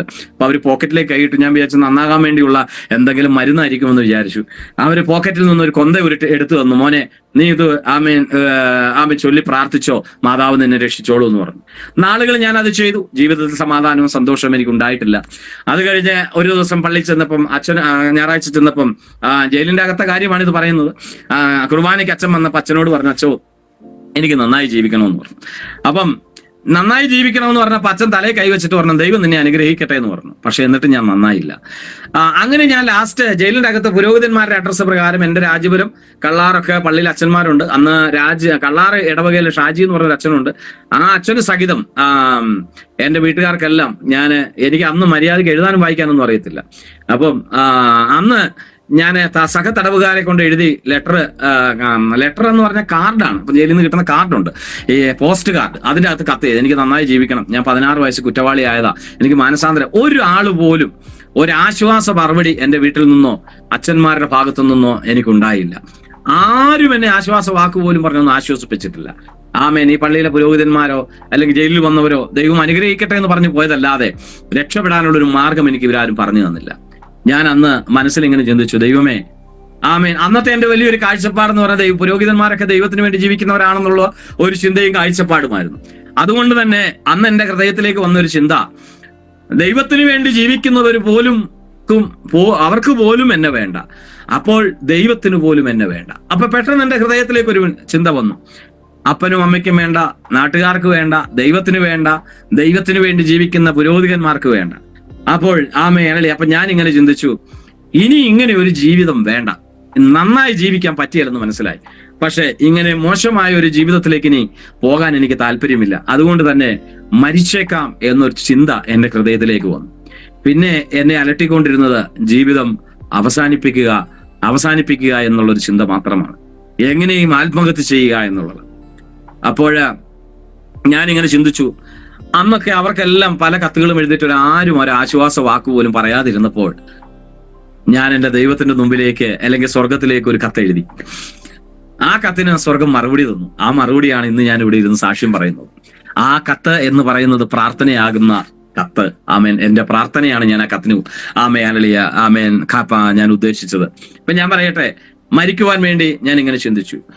ഞാൻ ഇങ്ങനെയായിരുന്നു ചിന്തിച്ചത്, ഈ ഭൂമിയിൽ എന്നെ സ്നേഹിക്കാൻ ആരുമില്ല, ഈ ഭൂമിയിൽ എനിക്ക് സ്നേഹിക്കുവാൻ ആരുമില്ല, എല്ലാവരാലും വെറുക്കപ്പെട്ട് ആർക്കും വേണ്ടാത്തവനായി, എന്നെ സ്നേഹിക്കാൻ ഒരാൾ പോലുമില്ല, എനിക്ക് സ്നേഹിക്കാനും ഈ ഭൂമിയിൽ ആരുമില്ല എന്ന് തോന്നിയ എൻ്റെ ജീവിതം വളരെ നാശത്തിലേക്കായിരുന്നു പോയത്. മരിക്കണമെന്നുള്ള മാത്രം എൻ്റെ ഹൃദയത്തിലുണ്ടായിരുന്ന ചിന്ത. ആമേൻ, ഹല്ലേലൂയ. എങ്ങനെയാണ് മരിക്കേണ്ടതെന്നുള്ള ആ ഒരു മൈൻഡിലേക്ക് കടന്നു വന്നു. അപ്പൊ എല്ലാവരോടും, ജയിൽ ഉദ്യോഗസ്ഥന്മാരോട് കോപിച്ച് സംസാരിക്കും, സഹതടവുകാരോട് കോപിച്ച് സംസാരിക്കും. വേറൊന്നുമല്ല, ആരെങ്കിലും എന്നെ തല്ലിക്കൊന്നോട്ടെ എന്നുള്ള ആ ചിന്തയില് ഞാൻ ആ ഒരു രീതിയിൽ ഇടപെടാൻ തുടങ്ങി. അത് കഴിഞ്ഞ് കഴിഞ്ഞപ്പോഴത്തേക്ക് ജയിലിലെ ഒരു തടവുകാരന്, ഒരു സീനിയർ തടവുകാരനും ഞാനുമായിട്ട് ഒരു ചെറിയ വാക്കുതർക്കമുണ്ടായി. ഇനി അവരെങ്കിലും തല്ലിക്കൊന്നോട്ടെ എന്ന് ചിന്തിച്ചുകൊണ്ട് ഞാൻ അദ്ദേഹത്തെ ഉപദ്രവിച്ചു, അദ്ദേഹത്തെ ആശുപത്രിയിൽ കൊണ്ടുപോയി. അതിന്റെ ഭാഗമായിട്ട് എനിക്ക് പണിഷ്മെന്റ് കിട്ടി. എന്ന് പറഞ്ഞാൽ, ഞങ്ങളുടെ ഭാഷയിൽ പറഞ്ഞാൽ ജയിലിന്റെ അകത്ത് ജയില് കണ്ണൂർ സെൻട്രൽ ജയിൽ 10 ബ്ലോക്ക് ഉണ്ട്. അതിന്റെ അകത്ത് പണിഷ്മെന്റ് ബ്ലോക്ക് ഉണ്ട്, അല്ലെങ്കിൽ CP ബ്ലോക്ക് എന്ന് പറയും. മറ്റുള്ള എല്ലാ ബ്ലോക്കിലും കിടക്കുന്നവരെ രാവിലെ ലോക്കപ്പിൽ നിന്ന് പുറത്ത് വിടും. വൈകുന്നേരം 5 മണിയാകുമ്പം പൂട്ടും. അവരവരുടെ പണി ചെയ്യാം, അല്ലെങ്കിൽ അവരവരുടെ ഡ്യൂട്ടി ചെയ്യാം. എന്നാൽ പണിഷ്മെന്റ് ബ്ലോക്കിൽ അങ്ങനെയല്ല. അതിന്റെ അകത്ത് ഒന്നെങ്കിൽ ഒരാളെ, അല്ലെങ്കിൽ 2 പേരെ, ക്രൂരനാണെങ്കിൽ ഒറ്റയ്ക്കൊരു റൂമിൽ സെല്ലിൽ പൂട്ടിയിടും. അത്ര കുഴപ്പമില്ലെങ്കിൽ 2 പേര് ഒന്നിച്ചിടും, 1 അല്ലെങ്കിൽ 2, അതിൽ കൂടുതൽ എടുത്തില്ല. അതിന്റെ അകത്ത് പുറത്ത് അവർ അഴിച്ചു വിടാറില്ല. കാരണം അത് പണിഷ്മെന്റ്, അല്ലെങ്കിൽ ജയിലിന്റെ അകത്ത് ജയിലാണ്. അതിന്റെ അകത്ത് കൂടുതലും കിടക്കുന്നത് മാനസിക രോഗികളാണ്. എന്ന് വെച്ചാൽ മാനസികമായി ഇങ്ങനെയുള്ള പ്രശ്നങ്ങൾ ഉണ്ടാക്കുന്ന ആൾക്കാരെ, അല്ലെങ്കിൽ കോടതിയൊക്കെ പ്രത്യേകം സൂക്ഷിക്കണമെന്നൊക്കെ പറഞ്ഞ് വിടുന്ന പ്രതികളെ, കഠിന തടവിന് അങ്ങനെയൊക്കെ പറഞ്ഞ് വിടുന്നവരൊക്കെയാണ് അതിന്റെ അകത്തേക്ക് വിടുന്നത്. എന്നെ അതിന്റെ അകത്ത് കൊണ്ടുപോയി 3 ദിവസം എന്നെ ഒരു ലോക്കപ്പിൽ പൂട്ടിയിട്ടു. ആ ലോക്കപ്പിൽ പൂട്ടിയിടുമ്പോഴും എനിക്ക് മരിക്കണമെന്നുള്ള ചിന്ത മാത്രമേ ഉള്ളൂ. അതിൻ്റെ അകത്തുനിന്ന് ആകെ ബാത്റൂമിൽ പോകാൻ മാത്രമാണ് അവരൊന്ന് തുറക്കുന്നത്, പിന്നെ ഫുഡ് തരാൻ നേരത്ത്. അപ്പൊ എങ്ങനെയെങ്കിലും മരിക്കണം എന്നുള്ള ഒരു ചിന്ത എന്റെ ഹൃദയത്തിന്റെ അകത്തേക്ക് കടന്നു വന്നു. ഞാൻ എങ്ങനെയെങ്കിലും മരിക്കാമെന്ന് വിചാരിച്ചുകൊണ്ട് ആദ്യം ഞാൻ 27 നെട്രവൈറ്റിന്റെ ഗുളിക എന്ന് പറഞ്ഞു കഴിഞ്ഞാൽ മാനസിക രോഗികൾക്ക് കൊടുക്കുന്ന ഗുളികയാണ്. അത് എങ്ങനെയാണ് അവിടെ ക്രമീകരിക്കപ്പെട്ട് കിട്ടിയത് എന്നുള്ളത് ഞാൻ ഈ ചാനലിലൂടെ പറയുന്നില്ല. അത് മറ്റേ പലരെയും ബാധിക്കുന്നത് കൊണ്ട് ഞാൻ അത് ഒഴിവാക്കുകയാണ്. അപ്പോൾ ഞാൻ ആ ഗുളിക, ഒരു 27 ഗുളിക ഞാൻ ക്രമീകരിച്ച് എൻ്റെ കയ്യിലുണ്ടായിരുന്നു. നെട്രവൈറ്റിന്റെ ആ ഗുളിക ഞാൻ രാത്രിയിൽ കഴിച്ചു. നെട്രവൈറ്റ് എന്ന് പറഞ്ഞാൽ മാനസിക രോഗികൾക്ക് കൊടുക്കുന്നതാണ്. അതൊരു ഗുളിക സാധാരണക്കാരൻ കഴിച്ചാൽ എങ്ങനെ പോയാൽ 5-6 മണിക്കൂർ സുഖമായി കടന്നുറങ്ങും. അപ്പം അങ്ങനെയുള്ള 27 ഗുളിക ഞാൻ അന്ന് രാത്രിയിൽ ഞാൻ കഴിച്ച് ഞാൻ കടന്നു. രാത്രിയിൽ കടന്നു. നേരം വെളുത്തു കഴിഞ്ഞപ്പം മരിക്കുമെന്നാണ് ഞാൻ ചിന്തിച്ചത്. മരിച്ചില്ല എങ്കിൽ പോലും എങ്ങനെയാണെങ്കിലും 5-6 ദിവസമെങ്കിലും ICUലെങ്കിലും കിടക്കേണ്ടതാണ്. പക്ഷേ നേരം വെളുത്ത് ഞാൻ കണ്ണു തുറന്നപ്പോൾ ഞാൻ മരിച്ചില്ല. ഞാൻ കണ്ണു തുറന്നു, എനിക്കൊരു ക്ഷീണവും ഇല്ല. രണ്ടാമത് വീണ്ടും ഞാനൊരു ബ്ലേഡിന്റെ കഷണം പിറ്റേ ദിവസം രാത്രിയിൽ പീസാക്കി ഇങ്ങനെ ഒടിച്ചു. അപ്പം ഞാൻ ഈ പറയുന്ന അനുഭവ സാക്ഷ്യം എൻ്റെ ജീവിതത്തിൽ നടന്ന സംഭവമാണ്. അത് ഞാൻ ഒടിച്ച് ചെറിയ ചെറിയ പീസുകളാക്കി വൈകുന്നേരം ഞാൻ വെള്ളം കൂട്ടി അങ്ങ് വിഴുങ്ങി. അപ്പൊ ഞാൻ വിചാരിച്ചു കുടലൊക്കെ മുറിഞ്ഞ് എങ്ങനെയെങ്കിലും മരിച്ചോളും. ഞാൻ അന്ന് രാത്രിയിൽ ഞാൻ കടന്നുറങ്ങി. നേരം വെളുത്തപ്പോൾ കണ്ണു തുറന്നു നോക്കിയപ്പോൾ ഞാൻ മരിച്ചില്ല. ഞാൻ യേശുവിനെയൊക്കെ അറിഞ്ഞു കഴിഞ്ഞു കഴിഞ്ഞപ്പം ഞാൻ ആദ്യം ചെയ്തത്, യേശുവിനെ അറിഞ്ഞപ്പോൾ എനിക്ക് ജീവിക്കണം എന്നുള്ളൊരു ആഗ്രഹം ഉണ്ടായി. ആദ്യം ചെയ്തത് ഒരു വിശ്വാസി ഡോക്ടറെ പോയാൽ കണ്ടേ ഞാനിങ്ങനെയൊക്കെ ഇത് വിഴുങ്ങിയായിരുന്നു, എൻ്റെ വയറ്റ് വല്ലതും കിടപ്പുണ്ടോ എന്ന് ചോദിച്ചു. അപ്പൊ അവര് നോക്കിയിട്ട് പറഞ്ഞു അങ്ങനെ ഒരു സംഭവം വയറ്റിലേ ഇല്ല, ഉണ്ടായിരുന്നെങ്കിൽ പണ്ടേ ഇൻഫെക്ഷൻ ആയ എന്തെങ്കിലും പ്രശ്നങ്ങളൊക്കെ ആയി പോയേനെന്ന് പറഞ്ഞു. എവിടെ പോയെന്ന് എനിക്ക് അറിയത്തില്ല, സ്വർഗം എന്നെ അതിൽ നിന്ന് രക്ഷിച്ചു. അപ്പം എന്നിട്ട് ഞാൻ മരിക്കാതെ വന്നു കഴിഞ്ഞപ്പോൾ എന്റെ ജീവിതത്തില് ഞാനിങ്ങനെ ചിന്തിച്ചു, എങ്ങനെയെങ്കിലും മരിച്ചേ പറ്റത്തുള്ളൂ. 1999 ആഗസ്റ്റ് 14 കണ്ണൂർ സെൻട്രൽ ജയില് ഉച്ചയ്ക്ക് ചോറ് കൊടുക്കുന്ന സമയത്ത് ഒരു ബക്കറ്റിൽ വെള്ളവുമായിട്ട് ബാത്റൂമിലേക്ക് ഞാൻ പോവുകയാണ്. കാരണം ഉച്ച സമയത്ത് എല്ലാവരും ചോറ് കൊടുക്കുന്ന സമയത്ത് ആരും ചോറ് വാങ്ങാതിരിക്കത്തില്ല. കാരണം അല്ലെങ്കിൽ ആരെങ്കിലും ബാത്റൂമിൽ ചിലപ്പോൾ വന്നെങ്കിൽ കാണും. കാരണം ജയിലിലെ ബാത്റൂമിന് ഒന്നിനും വാതിലില്ല, എല്ലാം ചെറിയ ചെറിയ പീസാക്കിയിരിക്കുന്ന ഒരു 4-5 അടി അത്രയും ഉണ്ടാകത്തുള്ളൂ, ഇങ്ങനെ കട്ട പോലെ ഒരു കെട്ടിടത്തിന്റെ അകത്ത്. അപ്പോൾ ഞാൻ മരിക്കണമെന്ന്, എങ്ങനെയെങ്കിലും മരിക്കണമെന്ന് ചിന്തിച്ചുകൊണ്ട് തന്നെ ഞാനൊരു ബക്കറ്റിൽ വെള്ളവുമായി ഒരു ബ്ലേഡിന്റെ കഷ്ണവുമായി, ജീവിതത്തിൽ ആരുമില്ലല്ലോ എന്നെ സ്നേഹിക്കാൻ, എനിക്ക് സ്നേഹിക്കുവാനും ആരുമില്ലാത്തൊരവസ്ഥയാണ്. അതുകൊണ്ട് തന്നെ ബക്കറ്റ് വെള്ളവും എടുത്തുകൊണ്ട്, ഉച്ചയ്ക്ക് ചോറ് എനിക്ക് വേണ്ട, മരിക്കാൻ പോകുന്ന എനിക്ക് എന്തിനാ ചോറ്, ബാക്കി എല്ലാവരും ചോറ് കഴിക്കുന്ന സമയത്ത്, വാങ്ങുന്ന സമയത്ത് ഞാൻ ബാത്റൂമിൽ ചെന്ന് ഞാൻ എൻ്റെ ഈ ബ്ലേഡ് കൊണ്ട് ഞാൻ എൻ്റെ കൈയുടെ ഒന്നിങ്ങനെ ഞരമ്പൊന്ന് മുറിച്ചു. എന്നിട്ട് ഞാൻ വെള്ളത്തിലേക്ക് വെച്ചു. എടുത്തു നോക്കിയപ്പോൾ മുറിഞ്ഞില്ല. പിന്നെ ഞാൻ കുനുകുനാന്നും പറഞ്ഞ് എൻ്റെ കയ്യിൽ നിന്ന് കാണാൻ പറ്റുമോ അറിയത്തില്ല. 10-22 വർഷങ്ങൾ കഴിഞ്ഞു. ഏകദേശം എൻ്റെ കയ്യിൽ ഇപ്പോഴും 22 പാടിന് മുകളിൽ ഇപ്പോഴും അതിന്റെ പാടുകൾ കിടപ്പുണ്ട്. 22 മുറിവ്. അന്ന് ഞാനിങ്ങനെ തെരുതെരാന്നും പറഞ്ഞങ്ങ് മുറിച്ച് ഞാൻ വെള്ളത്തിലേക്ക് ഇട്ടു, കൈവച്ചു. അപ്പോൾ ബ്ലഡ് ബക്കറ്റ് നിറച്ചും വെള്ളമായിരുന്നുകൊണ്ട് ബ്ലഡ് ബക്കറ്റ് നിറഞ്ഞ് കവിഞ്ഞ് പുറത്തേക്ക് പോയി. ഭാഗ്യത്തിന് ഏതോ ഒരു തടവുകാരൻ അന്ന് ബ്ലഡ് ഒഴുകുന്നത് കണ്ട് ഉടനെ ഉദ്യോഗസ്ഥന്മാരോട് എന്ന് പറഞ്ഞു. ഉദ്യോഗസ്ഥന്മാർ ഓടി വന്നു. അവർ ഷൂട്ട് ഓടി വരുന്ന ശബ്ദം എനിക്ക് കേൾക്കാം. അവർ വന്നു കഴിഞ്ഞപ്പോൾ ഞാൻ എഴുന്നേറ്റ് നിന്നു. കാരണം ഈ സൈഡിൽ ബാത്റൂം, ഇപ്പുറത്തെ സൈഡിൽ ഭിത്തി. ഞാൻ എഴുന്നേറ്റ് നിന്നിട്ട് അവരെന്റെ അടുത്ത് പറഞ്ഞു ബ്ലേഡ് താഴെ ഇടാൻ പറഞ്ഞു. ഞാൻ ആ ബ്ലേഡും എടുത്ത് ഇങ്ങനെ പിടിച്ചുകൊണ്ട് ഞാൻ പറഞ്ഞു, ഞാൻ ബ്ലേഡ് താഴെ ഇടില്ല, എന്റെ ജീവൻ പോകാതെ നിങ്ങൾക്ക് എന്നെ തൊടാൻ കഴിയില്ല, വന്നാൽ ഞാൻ ഇതുകൊണ്ട് വരയും എന്ന് പറഞ്ഞു. അപ്പൊ അവർ പറയുന്നുണ്ട്, ബിന്ദു ഞങ്ങളുടെ ജോലി പോവും, ഞങ്ങളെ ജോലിയെ ബാധിക്കും, നീ ആ ബിനു ബ്ലേഡ് താഴെ ഇടൂ, എല്ലാത്തിനും പരിഹാരമുണ്ട് എന്നൊക്കെ ഇവർ പറയുന്നുണ്ടെങ്കിലും ഞാനത് കേൾക്കാൻ തയ്യാറായില്ല. ഈ ബ്ലഡ് മുഴുവൻ ഇങ്ങനെ ഒഴുകിക്കൊണ്ടിരിക്കുക ശരീരത്തിലൂടെ. അപ്പം ഞാൻ ഇത് എന്റെ അടുത്തേക്ക് വരരുത്, എന്റെ ജീവൻ പോകാതെ എന്റെ അടുത്ത് ആരും വന്ന് തുടരുത് എന്ന് ഞാൻ പറയുക. അന്നാലും ഞാൻ അവിടെ നിന്ന് പറയുക, ഈ ഭൂമിയിൽ എന്നെ സ്നേഹിക്കാൻ ആരുമില്ല, എനിക്ക് സ്നേഹിക്കാനും ആരുമില്ല, അതുകൊണ്ട് ഇങ്ങനെ ഒരു ജീവിതം എനിക്ക് വേണ്ട, എനിക്ക് മരണം, എന്റെ പ്രാണൻ പോകാതെ നിങ്ങൾ എന്റെ ജീവൻ പോകാതെ എന്നെ നിങ്ങൾ തുടരുത് എന്ന് ഞാൻ ഇങ്ങനെ സംസാരിച്ചുകൊണ്ട് നിൽക്കുന്നതിന്റെ ഇടയിൽ തന്നെ പെട്ടെന്ന് പതുക്കെ തലകറങ്ങാൻ തുടങ്ങി. ഞാൻ തലകറങ്ങി, ഞാൻ താഴെ വീണു. എന്നെ പെട്ടെന്ന് ഉദ്യോഗസ്ഥന്മാര് അവര് എടുത്തുകൊണ്ട് കണ്ണൂർ ജില്ലാ ആശുപത്രിയിലേക്ക് എന്നെ കൊണ്ടുപോയി. ജില്ലാ ആശുപത്രി കൊണ്ടുപോയി കഴിഞ്ഞ് എനിക്ക് നല്ല ബോധമൊക്കെ വന്നപ്പോൾ ഡോക്ടർ എന്നോട് പറഞ്ഞു, നിന്നെ ഏതായാലും ദൈവം രക്ഷിച്ചാ കേട്ടോ എന്ന് പറഞ്ഞു. അദ്ദേഹം ആരാണെന്നോ എന്താണെന്നോ എനിക്കറിയില്ല, പക്ഷെ അദ്ദേഹത്തിന്റെ ആ വാക്ക് യാഥാർത്ഥ്യമായിരുന്നു. എന്നെ ദൈവം രക്ഷിച്ചതായിരുന്നു, മരണത്തിന് വിട്ടുകൊടുത്തില്ല. മറു സൈഡിൽ ഞാനിങ്ങനെ ചിന്തിച്ചു, ദൈവമേ, ആർക്കും വേണ്ടാത്ത എനിക്ക് ഒന്ന് മരിക്കാൻ പോലും പറ്റുന്നില്ലല്ലോ, മരിക്കാൻ പോലും പറ്റാത്ത ഒരു പാവിയായി പോയല്ലോ, മരണത്തിന് പോലും എന്നെ വേണ്ടായോ എന്ന് ചോദിച്ച് ഞാൻ ചങ്കുപൊട്ടി ആമേ കരഞ്ഞ അനുഭവം ഞാനിപ്പോഴും ഓർക്കുകയാണ്. അവിടെ നിന്ന് ഞാൻ വീണ്ടും എന്നെ ഉദ്യോഗസ്ഥന്മാര് കണ്ണൂർ സെൻട്രൽ ജയിലിലേക്ക് എന്നെ കൊണ്ടുവന്നു. 1-ാം ബ്ലോക്കിൽ കൊണ്ടുപോയിട്ടു. അത് പണിഷ്മെന്റ് ബ്ലോക്ക് അല്ല. ആ ബ്ലോക്കിൽ എപ്പോഴും രാവിലെ തുറന്നു വിടും, വൈകുന്നേരം വരെ ഉണ്ട്. ഞാൻ അതിൻ്റെ അകത്ത് നിൽക്കുമ്പോൾ ഈ പല പ്രാവശ്യം എന്നോട് സുവിശേഷം പറയാൻ വന്ന സഹോദരന്മാരിൽ ഒരുത്തൻ, ദാസൻ എന്ന് പേരുള്ള ഒരു സഹോദരൻ, കള്ളനോട്ട് കേസിൽ പ്രതിയായിരുന്നു. അദ്ദേഹം ആ ജയിലിൽ വെച്ച് യേശുക്രിസ്തുവിനെ സ്വന്തം രക്ഷിതാവും നാഥനുമായി സ്വീകരിച്ച ആ മനുഷ്യൻ എന്റെ അടുക്കിലേക്ക് കടന്നു വന്നിട്ട് എനിക്ക് അവരെ കാണുന്ന സത്യം പറഞ്ഞ അരിശുവാ. ഞാനിങ്ങനെ പലപ്പോഴും അവരോട് ചോദിച്ചിട്ടുണ്ട്, നിങ്ങൾക്ക് നാണം എന്ന് പറയുന്ന സാധനമില്ലേ എന്ന്. കാരണം എത്ര ആട്ടി ഓട്ടിച്ചാലും നാണമില്ലാതെ പിന്നെയും വന്നുകൊണ്ടിരിക്കുന്നു. പക്ഷെ ആ ചോദ്യം ഇന്ന് ഞങ്ങളോട് പലരും ചോദിക്കാറുണ്ട്, നിങ്ങൾക്കൊന്നും നാണമില്ലേ? ഞങ്ങളുടെയൊക്കെ വീട്ടിൽ എത്ര വേണ്ടെന്ന് പറഞ്ഞാലും പിന്നെയും വരാൻ നിങ്ങൾക്ക് നാണമില്ലേ എന്ന്. പ്രിയ സുഹൃത്തെ, ഞങ്ങൾ നാണമില്ലാതെ നടന്നതുകൊണ്ട് എത്രയോ പേര് നന്നാകുന്നുണ്ടെന്നറിയാം. ഒരു നാണവുമില്ലാതെ യേശുവിനെ കുറിച്ച് പറയാൻ എൻ്റെ അടുത്ത് പല പ്രാവശ്യം വന്നപ്പോഴും ആട്ടി വിട്ടപ്പോഴും ഒരു നാണവുമില്ലാതെ എൻ്റെ അടുത്ത് വന്ന് സുവിശേഷം പറഞ്ഞുകൊണ്ടല്ലേ ഞാൻ ഇന്ന് നിങ്ങളുടെ മുമ്പിൽ ഈ സാക്ഷ്യം പറയുന്നത്.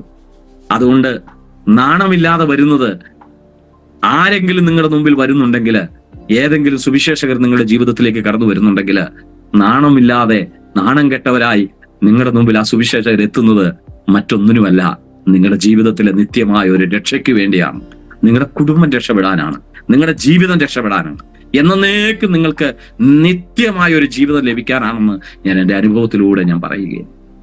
ഈ ദാസൻ എന്ന് പറഞ്ഞ സഹോദരന് വന്നപ്പം ഞാൻ സ്പീഡിൽ പോകും. അദ്ദേഹത്തിന്റെ വലത്ത് കൈ കൊണ്ട് എന്നെ ഒന്ന് തടഞ്ഞു നിർത്തും. ബിനു, എനിക്കൊരു കാര്യം നിന്നോട് ചോദിക്കാനുണ്ട്, നീ പറഞ്ഞിട്ട് പൊക്കോളാൻ പറഞ്ഞു. ഞാൻ പറഞ്ഞു, ഒന്നും എനിക്ക് പറയണ്ടെന്നു. പ്ലീസ്, ഒറ്റ കാര്യം എന്ന് ചോദിച്ച് മറുപടി വന്നിട്ട് നീ പൊക്കോളാൻ പറഞ്ഞു. എന്താ പറയാൻ പറഞ്ഞു. അപ്പൊ അദ്ദേഹം ചോദിച്ചു, നീ ജയിലിന്റെ അകത്തെ കത്തോലിക്ക പള്ളി എല്ലാ ആഴ്ചയിലും പോകുന്നുണ്ട്, നിന്റെ ജീവിതത്തിൽ നിനക്ക് സമാധാനം ഉണ്ടോ എന്നൊരു ചോദ്യമായിരുന്നു അദ്ദേഹം എന്നോട് ചോദിച്ചത്. ഞാൻ പറഞ്ഞു, എന്റെ ജീവിതത്തിൽ സമാധാനമുണ്ട്. അദ്ദേഹം എന്നോട് പറഞ്ഞു, ഇല്ല. അപ്പൊ ഞാൻ അതിന് മറുപടി പറഞ്ഞ വാക്കുകൾ എനിക്ക് ഇപ്പം ഇതിന്റെ അകത്തൂടെ പറയാൻ പറ്റില്ല. അപ്പം അദ്ദേഹം എന്നോട് വീണ്ടും ആവർത്തിച്ചു പറഞ്ഞു, ബിനു, നിന്റെ ജീവിതത്തിൽ നിനക്ക് സമാധാനമില്ല. സമാധാനം ഉണ്ടായിരുന്നെങ്കിൽ നീ എന്തിനു പുകവലിക്കുന്നു? നിന്റെ ജീവിതത്തിൽ നിനക്ക് സമാധാനമില്ല ബിനു. ഉണ്ടായിരുന്നുവെങ്കിൽ നീ എന്തിനും മയക്കുമരുന്ന് ഉപയോഗിക്കുന്നു? ഇല്ല ബിനു, നിനക്ക് സമാധാനമില്ല. സമാധാനമുണ്ടായിരുന്നെങ്കിൽ നീ കൈഞ്ഞരമ്പ് മുറിച്ച് ആത്മഹത്യ ചെയ്യാൻ ശ്രമിക്കില്ലായിരുന്നു എന്ന് ആ സഹോദരൻ എന്റെ മുഖത്ത് നോക്കി പറഞ്ഞപ്പോൾ എനിക്ക് ആ വാക്കുകൾക്ക് മറുപടി കൊടുക്കാൻ കഴിഞ്ഞില്ല. ബാക്കി എന്ത് പറഞ്ഞാലും ഞാൻ മറുപടി പറയുമായിരുന്നു. നിന്റെ ജീവിതത്തിൽ നിനക്ക് സമാധാനം ഉണ്ടായിരുന്നെങ്കിൽ നീ എന്തിന് കൈഞ്ഞരമ്പ് മുറിച്ച് ആത്മഹത്യ ചെയ്യാൻ ശ്രമിച്ചു എന്ന ആ ചോദ്യം എൻ്റെ അടുത്ത് വന്നു. ഞാൻ ഓടി, ആ മറുപടി കൊടുക്കാൻ പറ്റാതെ ഞാൻ തിരിഞ്ഞോടി എന്റെ ബ്ലോക്കിലേക്ക്. എനിക്കൊരു കട്ടയാണ്, ജയിലിൻ്റെ അകത്ത് കട്ടയുണ്ട് കിടക്കാൻ. ആ കട്ടയിൽ പോയി കടന്നു. ഞാൻ ഒരുപാട് അതിനെക്കുറിച്ച് ഇങ്ങനെ ആലോചിച്ചു. പ്രിയപ്പെട്ടവരെ, എന്നെ കേൾക്കുന്ന സഹോദരന്മാരെ, ആരെങ്കിലും എന്നെ കേൾക്കുന്നുണ്ടെങ്കിൽ ഞാൻ ഒരു കാര്യം നിങ്ങളോട് പറയാം. നിങ്ങളുടെ ജീവിതത്തിൽ സമാധാനമില്ല എങ്കിൽ എന്റെ ജീവിതത്തിൽ സമാധാനം തന്ന ആ യേശു നിങ്ങളുടെ ജീവിതത്തിൽ സമാധാനം തരും. ബൈബിൾ പറയുന്നു, ഞാൻ എന്റെ സമാധാനം നിങ്ങൾക്ക് തന്നേച്ചു പോകുന്നു, അത് ലോകം തരുന്നത് പോലെയല്ല. ചിലപ്പോഴൊക്കെ ചിലർ പറയാറുണ്ട് ഞങ്ങൾക്ക് സമാധാനം ഉണ്ടെന്ന്. ഇതേ ചോദ്യം ഞാൻ നിങ്ങളോട് ചോദിക്കട്ടെ, നിങ്ങളുടെ ജീവിതത്തിൽ സമാധാനം ഉണ്ടെങ്കിൽ എന്തിനു മദ്യം കഴിക്കുന്നു? സമാധാനം ഉണ്ടെങ്കിൽ എന്തിനു മയക്കുമരുന്ന് ഉപയോഗിക്കുന്നു? സമാധാനം ഉണ്ടെങ്കിൽ എന്തുകൊണ്ട് കുടുംബത്തിന്റെ അകത്ത് കുടുംബ പ്രശ്നങ്ങൾ ഉണ്ടാകുന്നു? സമാധാനം ഉണ്ടെങ്കിൽ എന്തിന് ഒരു സ്പൂൺ സാമ്യ വിഷമോ ഒരു തുണ്ട് കയറോ ചീറിപ്പായുന്ന ഡ്രൈവേ ട്രാക്കിലോ എന്റെ ജീവൻ അവസാനിപ്പിച്ചേക്കാമെന്ന് ചിന്തിക്കുന്നു? അങ്ങനെയാണെങ്കിൽ നിങ്ങളുടെ ജീവിതത്തിൽ സമാധാനമില്ല. നിങ്ങൾക്ക് സമാധാനം നൽകി തരുവാൻ, എനിക്ക് സമാധാനം നൽകി തന്ന എന്റെ യേശു കർത്താവ് പറയുന്നു, ഞാൻ എന്റെ സമാധാനം നിങ്ങൾക്ക് തന്നേച്ചു പോകുന്നു. നിങ്ങളുടെ ജീവൻ അവസാനിപ്പിക്കാനല്ല, നിങ്ങളുടെ ജീവിതം എന്നും എന്നേക്കും ജീവിച്ചു കാണിച്ച് നിത്യതയിൽ എത്തിപ്പെടുവാൻ അത്രേ കർത്താവ് നിങ്ങളെ കുറിച്ച് ആഗ്രഹിക്കുന്നത്. പ്രിയപ്പെട്ടവരെ, അന്ന് രാത്രിയിൽ എനിക്ക് കിടന്നുറങ്ങാൻ പറ്റിയില്ല. അന്ന് രാത്രിയിൽ ഈ സഹോദരന്റെ ശബ്ദം എന്റെ ഹൃദയത്തിന്റെ അകത്തേക്ക് ഇങ്ങനെ ആഞ്ഞടിച്ചുകൊണ്ടേയിരുന്നു. നിനക്ക് സമാധാനമില്ല, സമാധാനമില്ല, സമാധാനമില്ല എന്നുള്ള ഈ ശബ്ദം എന്നെ ഇങ്ങനെ വളരെയധികം അലട്ടിക്കൊണ്ടുവരുന്നു. എന്റെ കാതുകളിൽ അതിങ്ങനെ മുഴങ്ങിക്കെട്ടുകൊണ്ടായിരുന്നു. പിറ്റേ ദിവസം നേരം വെളുത്തു. ഒരു ഉച്ച കഴിഞ്ഞ സമയത്ത് എന്നോട് ഈ ദാസൻ എന്ന പേരുള്ള സഹോദരൻ വന്നിട്ട് പറഞ്ഞു, ബിനു, അന്ന് ഞാൻ ഒന്നും അദ്ദേഹത്തോട് പറഞ്ഞില്ല. അദ്ദേഹം എൻ്റെ അടുത്ത് വന്നു. ഞാൻ സ്നേഹത്തോടെ നിന്നു.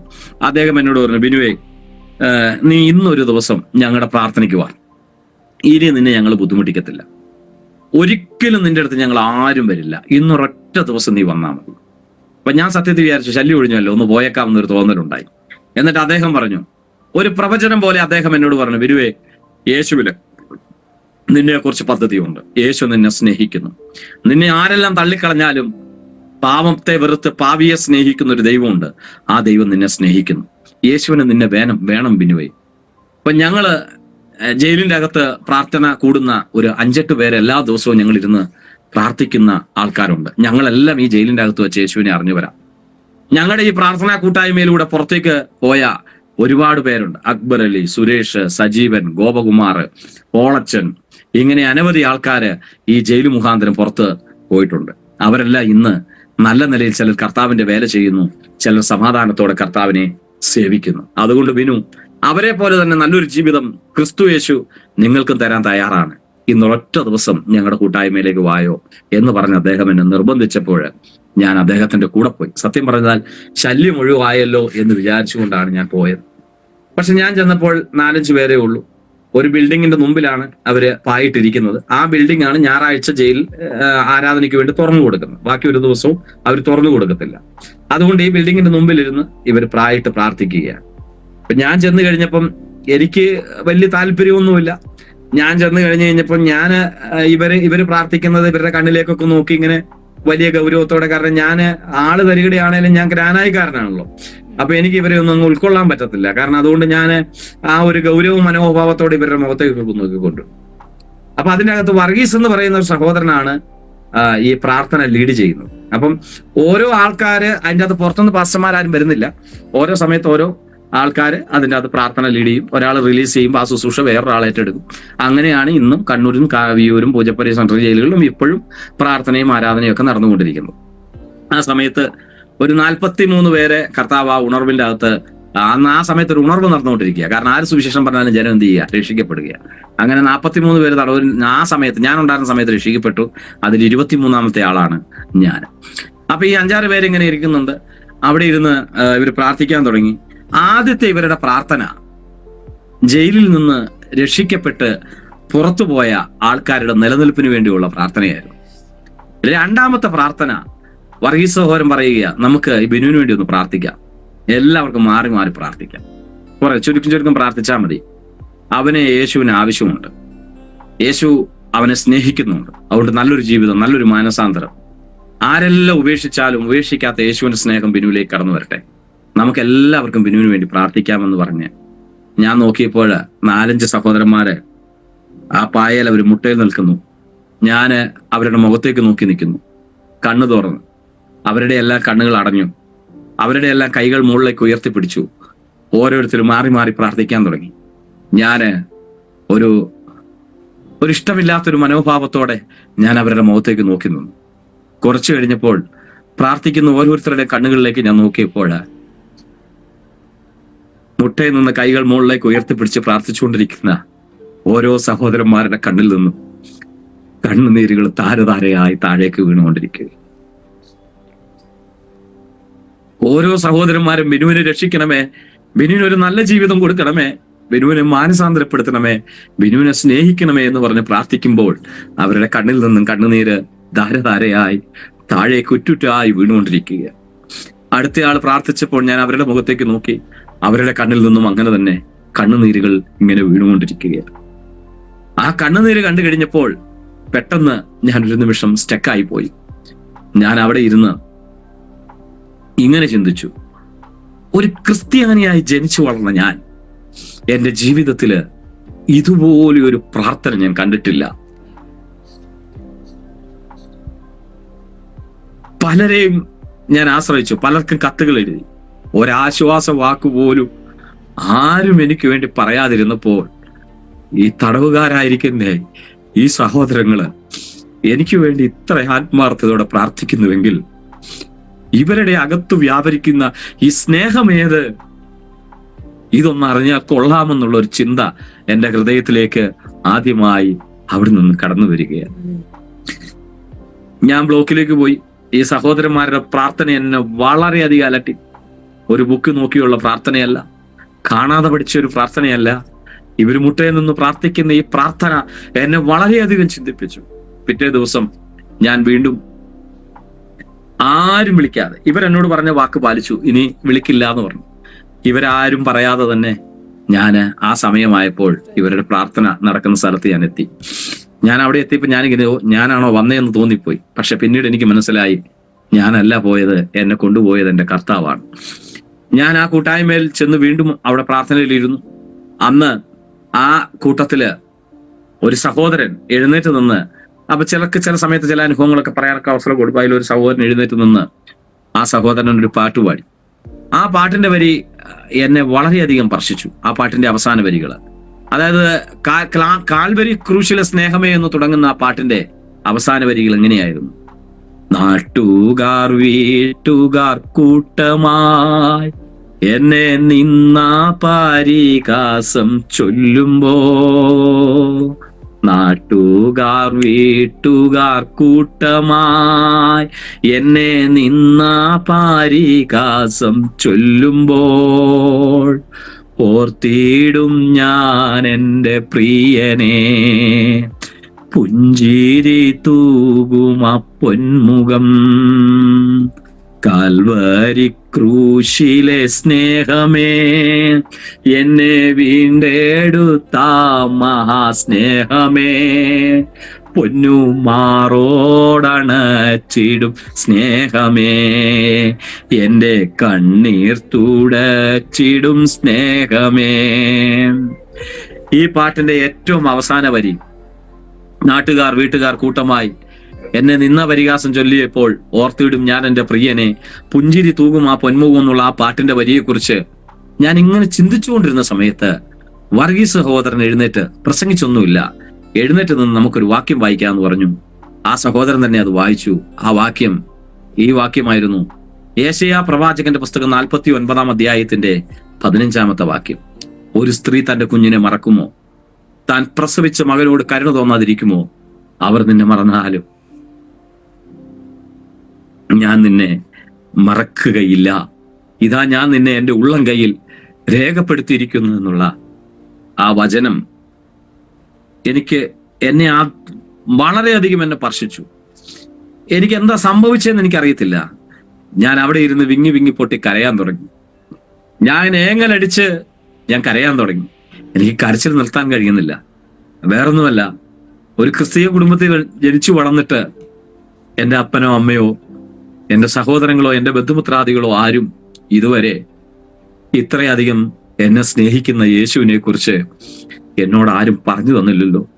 ഇത്രയധികം സ്നേഹിക്കുന്ന ഒരു കർത്താവ് ഉണ്ടോ എന്ന് ആമേൻ ഓർത്ത് ഞാൻ അവിടെ ഇരുന്ന് വിങ്ങി വിങ്ങി കരയാൻ തുടങ്ങി. ഞാൻ അന്ന് എൻ്റെ റൂമിലേക്ക് അല്ലെങ്കിൽ എൻ്റെ ബ്ലോക്കിലേക്ക് പോകുമ്പോൾ എനിക്കൊരു ബൈബിള് തന്നു. ആ ബൈബിളുമായിട്ടാണ് ഞാൻ പോകുന്നത്. അപ്പൊ അന്ന് രാത്രിയിൽ സാധാരണ അങ്ങനെ പ്രാർത്ഥിക്കുന്ന സഹോദരന്മാരെയൊക്കെ അവിടെ നിന്നും കളിയാക്കാറുണ്ട് എല്ലാവരും. അപ്പൊ അന്ന് രാത്രി ചെല്ലുമ്പോൾ എനിക്ക് ഇവർ പ്രാർത്ഥിക്കുന്ന പോലെ ഒന്ന് പ്രാർത്ഥിക്കണമെന്നുള്ള ഒരു ചിന്ത എൻ്റെ ഹൃദയത്തിന്റെ അകത്ത് കടന്നു വന്നു. അപ്പം ആ ചിന്ത ഇങ്ങനെ കടന്നു വന്ന്, അപ്പൊ ഞാനൊരു ഉദ്ദേശം, എനിക്ക് കറക്റ്റ് ടൈം അറിയത്തില്ല, ഏകദേശം 1 മണി 2 മണി അല്ലെങ്കിൽ 12 മണി ആ സമയമൊക്കെ ആയിരിക്കാം. കാരണം എല്ലാവരും ഉറങ്ങാൻ വേണ്ടി ഞാൻ കാത്തിരുന്നു. അപ്പൊ ജയിലിന്റെ അകത്തെ ലൈറ്റ് ഒരിക്കലും കെടുത്തത്തില്ല, ലൈറ്റ് എപ്പോഴും ഉണ്ടാവും, വെട്ടം എപ്പോഴും ഉണ്ടാവും. അപ്പൊ ഉറക്കമില്ലേലും കടന്നോണം, എഴുന്നേറ്റിരിക്കുന്ന കണ്ടു കഴിഞ്ഞാൽ അവർ ഒന്ന് വഴക്ക് പറയും. പക്ഷെ ഞാൻ ഏകദേശം എല്ലാവരും ഉറക്കമായെന്ന് തോന്നി, പുറത്താരും ഇല്ലെന്ന് തോന്നിക്കഴിഞ്ഞപ്പം എൻ്റെ ഈ ബൈബിള് തന്നുവിട്ടത് എനിക്കൊന്ന് വായിക്കണമെന്നും ഈ സഹോദരന്മാർ പ്രാർത്ഥിക്കുന്ന പോലെ ഒന്ന് പ്രാർത്ഥിക്കണമെന്നും എനിക്കൊരു തോന്നലുണ്ടായി. അന്ന് വരെ ഞാൻ എൻ്റെ ഭിത്തിയുടെ സൈഡിൽ ഞാൻ സേവിച്ചുകൊണ്ടിരുന്ന പലരുടെ ഫോട്ടോകളും കൊന്തകളും എൻ്റെ ഭിത്തിയുടെ സൈഡിലെല്ലാം ഞാൻ ഒട്ടിച്ചു വെച്ചിട്ടുണ്ടായിരുന്നു. അന്ന് ഞാൻ പറഞ്ഞു, അങ്ങോട്ട് തിരിഞ്ഞു നിന്നിട്ട് നോക്കി പറഞ്ഞു, ഇന്നൊരു ദിവസം ഞാൻ എൻ്റെ പ്രാർത്ഥന അങ്ങ് മാറ്റുക, അവർ പ്രാർത്ഥിക്കുന്ന പോലെ ഒന്ന് പ്രാർത്ഥിക്കാൻ പോവുകയാണെന്ന് പറഞ്ഞു. അന്നേരമാണ് എനിക്ക് വായിക്കണമെന്ന് ആഗ്രഹം ഉണ്ടായത്. വായിക്കണമെന്ന് ആഗ്രഹം ഉണ്ടായപ്പോൾ പെട്ടെന്ന് ഞാൻ വേദപുസ്തകം എടുത്ത് മറിച്ചു. പക്ഷെ എനിക്ക് അന്ന് മലയാളമൊന്നും, ഈ കൂട്ടായ്മ പോയതിനു ശേഷമാണ് ഈ സഹോദരങ്ങളൊക്കെ വായിപ്പിക്കുകയൊക്കെ ചെയ്ത് പിന്നെയെങ്കിലും എനിക്ക് അറിയാവുന്നു. ആമേൻ. അത്യാവശ്യം കൂട്ടി വായിക്കും, എന്നാലും പെട്ടെന്നൊന്നും നന്നായിട്ട് വായിക്കാൻ എനിക്ക് അറിയില്ലായിരുന്നു. അപ്പൊ അക്ഷരങ്ങൾ ഇങ്ങനെ പെറുക്കി വെച്ച് ഇങ്ങനെ വായിക്കും. പക്ഷെ ഞാൻ പുതിയ നിയമം ഏതാ പഴയ നിയമം ഏതാണെന്നൊന്നും എനിക്കറിയത്തില്ല. ബൈബിൾ എടുത്തു, താളുകൾ മറച്ചു. ഇപ്പൊ മനസ്സിലായി പുതിയ നിയമമായിരുന്നു അന്ന് മറച്ചത്. അങ്ങനെ താളുകൾ മറിച്ച് ഏതെല്ലാം വായിക്കാൻ നോക്കിയിട്ട് എനിക്ക് വായിച്ചിട്ട് അങ്ങോട്ട് മനസ്സിലാകുന്നില്ല ഒന്നും. അപ്പൊ ഞാൻ തീരുമാനിച്ചു, എന്തായാലും വേണ്ടിയാലും ഒരു ലൈനെങ്കിലും വായിച്ചിട്ടേ കിടക്കുള്ളൂ എന്നൊരു തീരുമാനമെടുത്തു. അങ്ങനെ പല പുസ്തകങ്ങളും മറിച്ചിട്ട് ഒന്നും എനിക്ക് മനസ്സിലാകുന്നില്ല. അപ്പൊ അധ്യായം ഏതാ വാക്യം ഏതാണെന്നൊന്നും തിരിച്ചറിയാനുള്ള കഴിവുമില്ലായിരുന്നു. അങ്ങനെ മറിച്ച് ലാസ്റ്റ് ഒരെണ്ണം വായിച്ചപ്പോൾ എനിക്ക് കുറെ അക്ഷരം പെറുക്കി വെച്ചപ്പോൾ വേറെ കുറെ വായിക്കാനുള്ള ഒരു ഇത് വന്നു. അങ്ങനെ കൂട്ടി വെച്ചു. അത് അപ്പസ്തോല പ്രവൃത്തി 4-ന്റെ 12-ാം അധ്യായമായിരുന്നു. ആ വാക്യം ഇങ്ങനെയായിരുന്നു, ബൈബിളിൽ വ്യക്തമായി എഴുതിയിരിക്കുന്നു. ഒന്ന് വായിച്ചു കഴിഞ്ഞിട്ട് ഞാനിങ്ങനെ അങ്ങനെ ആയിരിക്കില്ല, ബൈബിളിൽ എന്തെങ്കിലും തെറ്റു അങ്ങനെ എനിക്ക് അക്ഷര മിസ്റ്റേക്ക് വന്നായിരിക്കും. രണ്ടാമത് ഒന്നും കൂടെ വായിച്ചു, അങ്ങനെ വരാൻ സാധ്യതയില്ലല്ലോ. വീണ്ടും ഒന്നും കൂടെ ഞാൻ വായിച്ചു കഴിഞ്ഞപ്പോൾ ഞാൻ ചിന്തിച്ചേ അങ്ങനെ വരാൻ സാധ്യതയില്ല. കാരണം അങ്ങനെയാണെങ്കിൽ ഞാൻ ആചരിക്കുന്നതും ഞാൻ പ്രാർത്ഥിക്കുന്നതും ഒക്കെ തെറ്റായി പോയല്ലേ എന്നുള്ളൊരു ചിന്ത വന്നു. വീണ്ടും ഒന്നും കൂടെ ഞാൻ നോക്കി. ആ വാക്യം അങ്ങനെ തന്നെയാണെന്ന് പൂർണ്ണമായി ഞാൻ ഉറപ്പുവരുത്തി. ആ വചനം ഇങ്ങനെയായിരുന്നു, മറ്റൊരുത്തനിലും രക്ഷയില്ല, നാം രക്ഷിക്കപ്പെടുവാൻ ആമേൻ ആകാശത്തിന് കീഴിൽ മനുഷ്യരുടെ നൽകപ്പെട്ട വേറെ ഒരു നാമവുമില്ല. ഇത് അങ്ങനെ തന്നെയാണെന്ന് ബോധ്യപ്പെട്ട ഞാൻ പോലും അറിയാതെ ഞാൻ എൻ്റെ ഭിത്തിയുടെ സൈഡിലേക്ക് തിരിഞ്ഞിട്ട് അങ്ങോട്ട് നോക്കിക്കൊണ്ട് ഞാൻ പറഞ്ഞു, മറ്റൊരുത്തരിലും രക്ഷയില്ലെന്നാ ബൈബിൾ പറയുന്നത്. അതുകൊണ്ട് ഇത്രയും നാളെ ഞാൻ നിങ്ങളിൽ ആശ്രയിച്ചുകൊണ്ടായിരിക്കാം ഞാൻ രക്ഷപ്പെടാഞ്ഞത്. അതുകൊണ്ട് സോറി, മറ്റൊരുത്തരിലും രക്ഷയില്ല എന്ന് ബൈബിൾ പറയുന്നുവെങ്കിൽ രക്ഷയുള്ളവരിൽ ഞാൻ ആശ്രയിക്കാൻ തീരുമാനിച്ചു. നിങ്ങൾ എന്നോട് ക്ഷമിക്കണം എന്നും പറഞ്ഞ്, അന്നൊന്നും അറിയത്തില്ലല്ലോ, ഇതെല്ലാം എൻ്റെ ഭിത്തിയുടെ സൈഡിൽ ഉണ്ടായിരുന്ന എല്ലാം കൂടെ കീറി പറിച്ച് ചുരുട്ടിക്കൂട്ടി സെല്ലിന്റെ അകത്തൂടെ പുറത്തേക്ക് അങ്ങ് കിട്ടും. അപ്പം ഞാൻ പറഞ്ഞു, അത് കഴിഞ്ഞപ്പോൾ എനിക്ക് എന്തോ ഒരു സന്തോഷം എൻ്റെ ഉള്ളിലേക്ക് വന്ന പോലെ തോന്നി. വീണ്ടും ഞാൻ പ്രാർത്ഥിക്കണമല്ലോ എന്നാ മുട്ടുകുത്തി. ഞാൻ കുറച്ച് നോക്കിയപ്പോൾ മുട്ടൊക്കെ വേദന എടുക്കുന്നു, പിന്നെ ചെരിഞ്ഞിരുന്നു.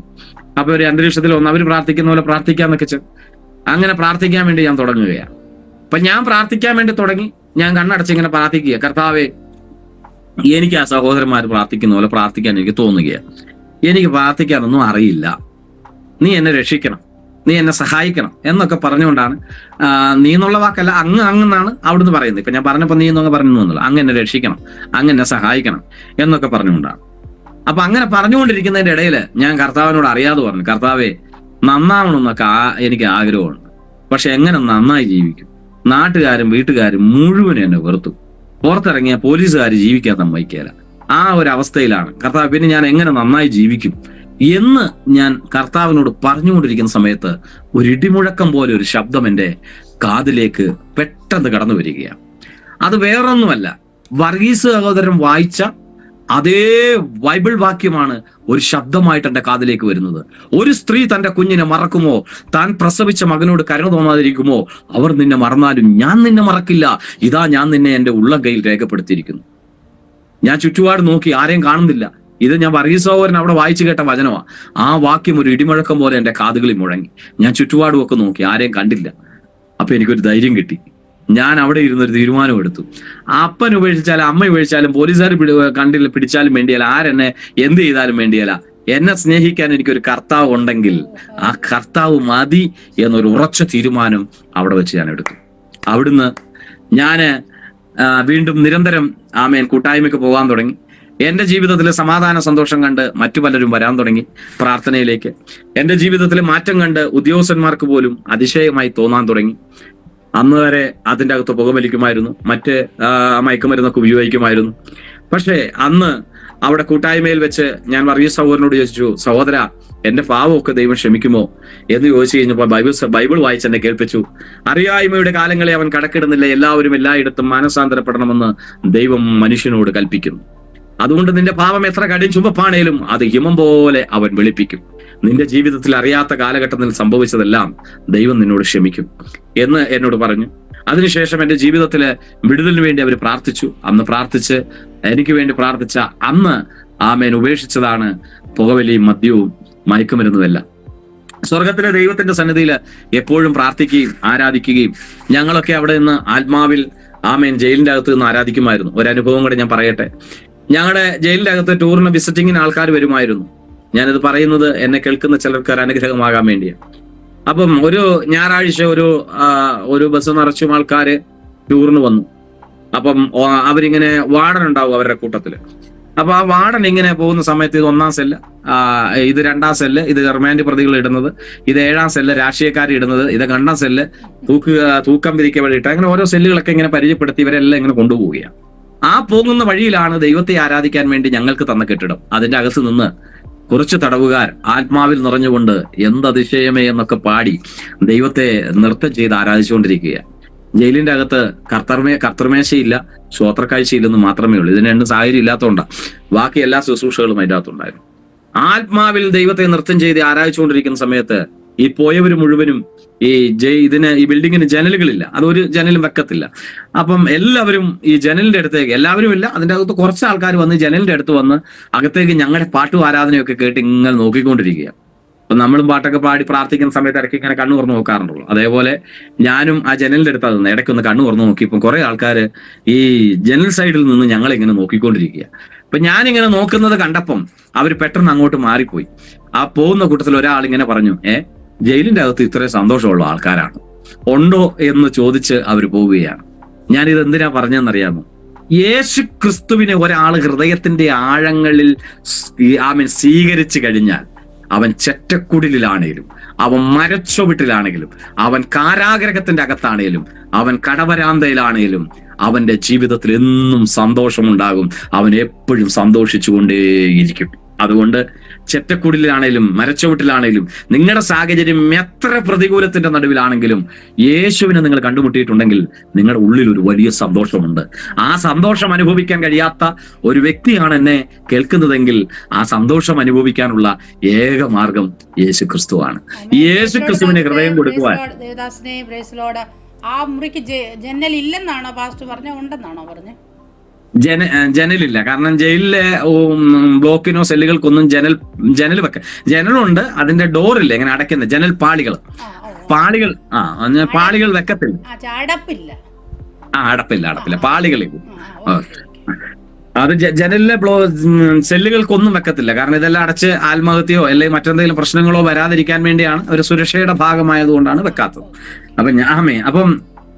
ആമേൻ. യേശുക്രിസ്തുവിന്റെ ആ സ്നേഹം രുചിച്ചറിയാൻ വേണ്ടിയാണ് ഞാൻ ഈ ഒരു അനുഭവം പറഞ്ഞത്. അപ്പൊ ജയിലിന്റെ അകത്ത് കിടന്ന് ഞങ്ങൾക്ക് ഭയങ്കര സന്തോഷമായിരുന്നു. പിന്നെ പോരണമെന്നേ ഒന്നുമില്ല. അവിടെ നിന്ന് ദൈവത്തോട് പ്രാർത്ഥിച്ചു. ഞങ്ങളുടെ സഹോദരന്മാർ പ്രാർത്ഥിച്ചു. ഞാൻ പറഞ്ഞു എനിക്ക് കർത്താവിന്റെ വേല ചെയ്യണം, ഏതെന്നാ മാർഗമെന്ന് ചോദിച്ചു. അപ്പൊ ഒന്നും അറിയത്തില്ല ബൈബിളൊന്നും. അപ്പൊ അവര് പറഞ്ഞു ഇന്ന പോലെ പോയി സെമിനാരിയിലൊക്കെ പഠിച്ച് ബൈബിൾ സ്കൂളിലൊക്കെ പഠിക്കണം ആന്നൊക്കെ പറഞ്ഞ് അവരെല്ലാം പറഞ്ഞു വന്നു. അങ്ങനെയാണെങ്കിൽ ഞാൻ കർത്താവിന്റെ വേല ചെയ്തോളാന്ന് പറഞ്ഞു. അങ്ങനെ അവരെല്ലാവരും കൂടെ പ്രാർത്ഥിച്ചു. 2000 എന്നെ കർത്താവ് ജയിലിൽ നിന്ന് റിലീസ് ചെയ്തു. ആ സമയത്ത് തന്നെ ഞാൻ അവിടുന്ന് രക്ഷിക്കപ്പെടുവാൻ ഇടയായി തീർന്നു. റോമാലേഖനം അടിസ്ഥാന പ്രകാരം കർത്താവായ യേശുവിനെ വാഗൊണ്ട് ഏറ്റുപറയുകയും ഹൃദയം കൊണ്ട് വിശ്വസിക്കുകയും ചെയ്താൽ നീ രക്ഷിക്കപ്പെടുമെന്ന ദൈവവചനത്തിന്റെ അടിസ്ഥാന പ്രകാരം യേശുക്രിസ്തുവിനെ എന്റെ രക്ഷിതാവും നാഥനുമായി ആ കൂട്ടായ്മയിൽ വെച്ച് ഞാൻ സ്വീകരിക്കുവാൻ ഇടയായി തീർന്നു.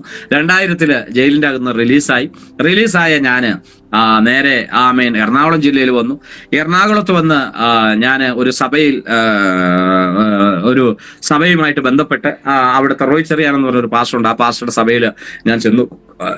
ആ പാസ്റ്റർ എന്നെ സന്തോഷത്തോടെ സ്വീകരിച്ചു. അവിടെ ചെന്ന് കഴിഞ്ഞപ്പം എനിക്ക് സ്നാനപ്പെടണമെന്ന് പറഞ്ഞു. കാരണം ഞാൻ ബൈബിൾ വായിച്ചപ്പോൾ മനസ്സിലായി എനിക്ക് സ്നാനം സത്യമാണെന്ന്.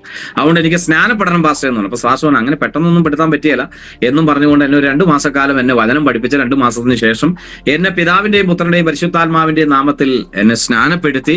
അതിന് സ്നാനപ്പെടുകയൊക്കെ ചെയ്ത് കഴിഞ്ഞപ്പോഴാണ് പിന്നീട് എനിക്ക് എന്റെ വീട്ടിലേക്കൊന്ന് പോകണം എന്നുള്ളൊരു ആഗ്രഹമൊക്കെ എനിക്കുണ്ടായി. അപ്പൊ ഞാൻ ഈ മുടിയനായ പുത്രൻ പോകുന്നത് പോലെ എന്റെ വീട്ടിലേക്ക് ഞാൻ മടങ്ങി ചെല്ലുകയാണ്. എന്റെ വീട്ടിൽ ചെന്ന് ആദ്യം 16 വയസ്സിലാണ് ഞാൻ കയറിയത്. പിന്നെ പല പ്രാവശ്യമായിട്ട് ജയിലിൽ കയറി ഇറങ്ങുമൊക്കെ ചെയ്തു. അപ്പൊ എന്റെ കൃത്യകണക്കില്ല 22 വയസ്സ് വരെ. 23 വയസ്സിലാണ് റിലീസ് ആകുന്നത്. 22 വയസ്സിൽ ലാസ്റ്റ് ജയിലിൽ കയറി 1 വർഷം കിടന്നു. അതിൻ്റെ അകത്ത് 1 വർഷം. അപ്പൊ 16 വയസ്സ് മുതൽ കയറി ഇറങ്ങുമൊക്കെ ചെയ്തുകൊണ്ട് അതിന്റെ ഇടയ്ക്ക് ഗ്യാപ്പ് ഉണ്ട്. കുറെ കാലം പുറത്ത്, കുറെ കാലം അകത്ത്, അങ്ങനെയൊക്കെ ആയിരുന്നു. അപ്പം ഞാൻ വീട്ടിലേക്ക് ചെന്ന് കഴിഞ്ഞപ്പോൾ അവർ സന്തോഷമാണ്. മാറ്റങ്ങൾക്കൊക്കെ വന്നപ്പോൾ അവർക്ക് സന്തോഷമൊക്കെ ഉണ്ടായി. പക്ഷെ ഞാൻ ബന്ധുക്കളുടെ വീട്ടിൽ ചെല്ലുമ്പോൾ എനിക്ക് വളരെ രസകരമായി തോന്നുന്ന ഒരു കാര്യം എന്നാന്ന് വെച്ചാൽ എന്നെ ഏതെങ്കിലും ഒരു മുറിയിലിടുന്നു, അടയ്ക്കുന്നു, അവര് സുരക്ഷിതമായി നിൽക്കുന്നു. മറ്റൊരു വീട്ടിൽ ചെന്ന് കഴിഞ്ഞപ്പോൾ ആരുടെയാന്ന് പേര് പറയാൻ ശരിയല്ലല്ലോ, അതുകൊണ്ട് പറയുന്നില്ല. അവരവരുടെ അലമാരികളും ലോക്കറും എല്ലാം പെട്ടിയെല്ലാം കൂടെ സുരക്ഷിതമായിട്ട് വെക്കുന്നു. ആർക്കും എന്നെ അങ്ങോട്ട് വിശ്വാസമില്ല. പക്ഷെ കുറച്ചു കാലം കഴിഞ്ഞപ്പോൾ എല്ലാവർക്കും എന്നെ വിശ്വാസമായി തുടങ്ങി. എന്റെ ജീവിതത്തിൽ മാറ്റം യാഥാർത്ഥ്യമാണെന്ന് എനിക്ക് മനസ്സിലായി, അവർക്ക് മനസ്സിലായി. അങ്ങനെ ചുരുക്കി പറഞ്ഞു കഴിഞ്ഞാൽ പള്ളിക്കാരൊക്കെ ഇടപെട്ടു. ഞാൻ തൊട്ടടുത്ത ആരാധനയ്ക്ക് പോകുന്നത് അവർക്ക് ഇഷ്ടമില്ലാതെ വന്നു. അവിടെ തൊട്ടടുത്ത ഏജ് ചർച്ചിലാണ് ഞാൻ ആ പ്രാർത്ഥന കൂടാൻ പോയിക്കൊണ്ടിരുന്നത്. രാജപുരത്ത് മുണ്ടോട്ടെന്ന് പറയും. അവിടെ ആരാധിക്കുക. അങ്ങനെ വന്നു കഴിഞ്ഞപ്പോൾ കർത്താവിന്റെ വേല ചെയ്യേണ്ട ഒരു ആഗ്രഹം എന്റെ ഹൃദയത്തിലുണ്ട്. ആ സമയത്ത് കത്തോലിക്ക പള്ളിയിൽ പോകണമെന്നുള്ള നിർബന്ധം എന്റെ ഹൃദയത്തിലേക്ക് എന്നെ വളരെയധികം നിർബന്ധിച്ചുകൊണ്ടിരുന്നു വീട്ടുകാർ. അപ്പോൾ കത്തോലിക്ക പള്ളിയിലേക്ക് പോകാൻ പറ്റത്തില്ലെങ്കിൽ വീട്ടിൽ നിൽക്കാൻ ബുദ്ധിമുട്ടാണ് എന്നുള്ള നിലയിലൊക്കെ സംസാരങ്ങളൊക്കെ എന്റെ വീട്ടിൽ നിന്നുണ്ടായി. ആ ഒരു സാഹചര്യത്തിൽ എനിക്ക് എന്റെ വീട്ടിൽ നിന്നും ഇറങ്ങേണ്ട ഒരു സാഹചര്യം ഉണ്ടായി. ആ സമയത്ത് ഇപ്പം കുഴപ്പമില്ല, ഇപ്പോൾ എല്ലാവരുമായിട്ട് സന്തോഷമാണ്. പക്ഷേ ആരും വിശ്വാസത്തിലല്ല എങ്കിൽ പോലും എന്നെ വിളിക്കുകയും പറയുകയും അന്വേഷിക്കുകയും ഒക്കെ ചെയ്യുന്നുണ്ട് എല്ലാവരും. അന്ന് എന്റെ വീടിന്റെ പറമ്പ് അന്ന് അമ്മയ്ക്ക് അന്നത്തെ 3 ഏക്കർ അങ്ങനെ തന്നെ ഉണ്ടായിരുന്നു. പക്ഷെ ആ വീടിന്റെ പറമ്പ് ഞാൻ കാലെടുത്ത് വെക്കുന്ന സമയത്ത് പണ്ടും എനിക്ക് ആരില്ലായിരുന്നു, ഇപ്പൊ എനിക്ക് എന്റെ കൂടെ ദൈവമുണ്ട്. ആ ഒരു ഉറപ്പ് എനിക്കുണ്ടായി. അപ്പൊ പറമ്പ് ഞാൻ കാലെടുത്ത് വെക്കുന്ന സമയത്ത് ഒരു കയ്യിൽ ബാഗ് ഇങ്ങനെ പുറത്തിട്ടിരിക്കുക, മറ്റേ കൈ മുകളിലേക്ക് ഉയർത്തി പിടിച്ചിട്ട് ഞാൻ ഒരു വാക്യം പറഞ്ഞു. ദാവീദ് ഇങ്ങനെ പറയുന്നു, എന്റെ അപ്പനും അമ്മയും എന്നെ ഉപേക്ഷിച്ചിരിക്കുന്നു, എങ്കിലും യഹോവ എന്നെ ചേർത്തുകൊള്ളും. കർത്താവേ, ഞാൻ മുന്നോട്ട് പോകുന്നു, നീ എന്നെ കാത്തുകൊള്ളണം എന്ന് പറഞ്ഞു. അങ്ങനെ ഞാൻ അവിടുന്ന് പോകുന്ന സമയത്ത് ഏജ് ചർച്ചിൽ ആരാധന കൂടുന്ന പുഴനാനിക്കൽ ബേബി എന്ന് പറയുന്ന ഒരു സഹോദരൻ എന്നെ കണ്ട് എല്ലാ കാര്യങ്ങളും ചോദിച്ചു, അന്വേഷിക്കുന്നു. അദ്ദേഹം പറഞ്ഞു, എന്റെ 2 മക്കള് എനിക്കുണ്ട്, അവരുടെ ജ്യേഷ്ഠനായി 3-ാമനായി എന്റെ വീട്ടിൽ നിന്നോളാൻ പറഞ്ഞു. അങ്ങനെ ഞാൻ അവിടെ നിൽക്കുന്നു. അതിന്റെ ഇടയിൽ ആലുവ ഡുലോസ് ബൈബിൾ സ്കൂളിൽ ഞാൻ പഠിച്ചിരുന്നു. അതിനുശേഷം കോഴിക്കോട് വന്ന് പഠനം നടത്തുന്നു. അതിന്റെ ഇടയിൽ കർത്താവിന്റെ വേലയോടുള്ള ബന്ധത്തിൽ പോകണമെന്നുള്ള അതിയായ ആഗ്രഹം എന്റെ ഹൃദയത്തിൽ ഉണ്ടാകുന്നു. വീട്ടിൽ നിന്നും നല്ല പ്രഷർ എനിക്ക് വരുന്നു. വീട്ടുകാരെല്ലാവരും കൂടെ ഒന്നിച്ചു കൂടുന്നു, എൻ്റെ അടുത്ത് വരുന്നു. അവരെന്നോട് പറയുന്നു, നീ പെന്തക്കോസ്ത് ചർച്ചിൽ പോകരുത്, നിനക്ക് ബിസിനസ്സോ ജോലിയോ മറ്റെന്തെങ്കിലും വേണമെങ്കിൽ ഞങ്ങൾ ചെയ്തു തരാം, ഒറ്റ കണ്ടീഷൻ, പെന്തക്കോസ്ത് ചർച്ചിൽ പോകരുത്.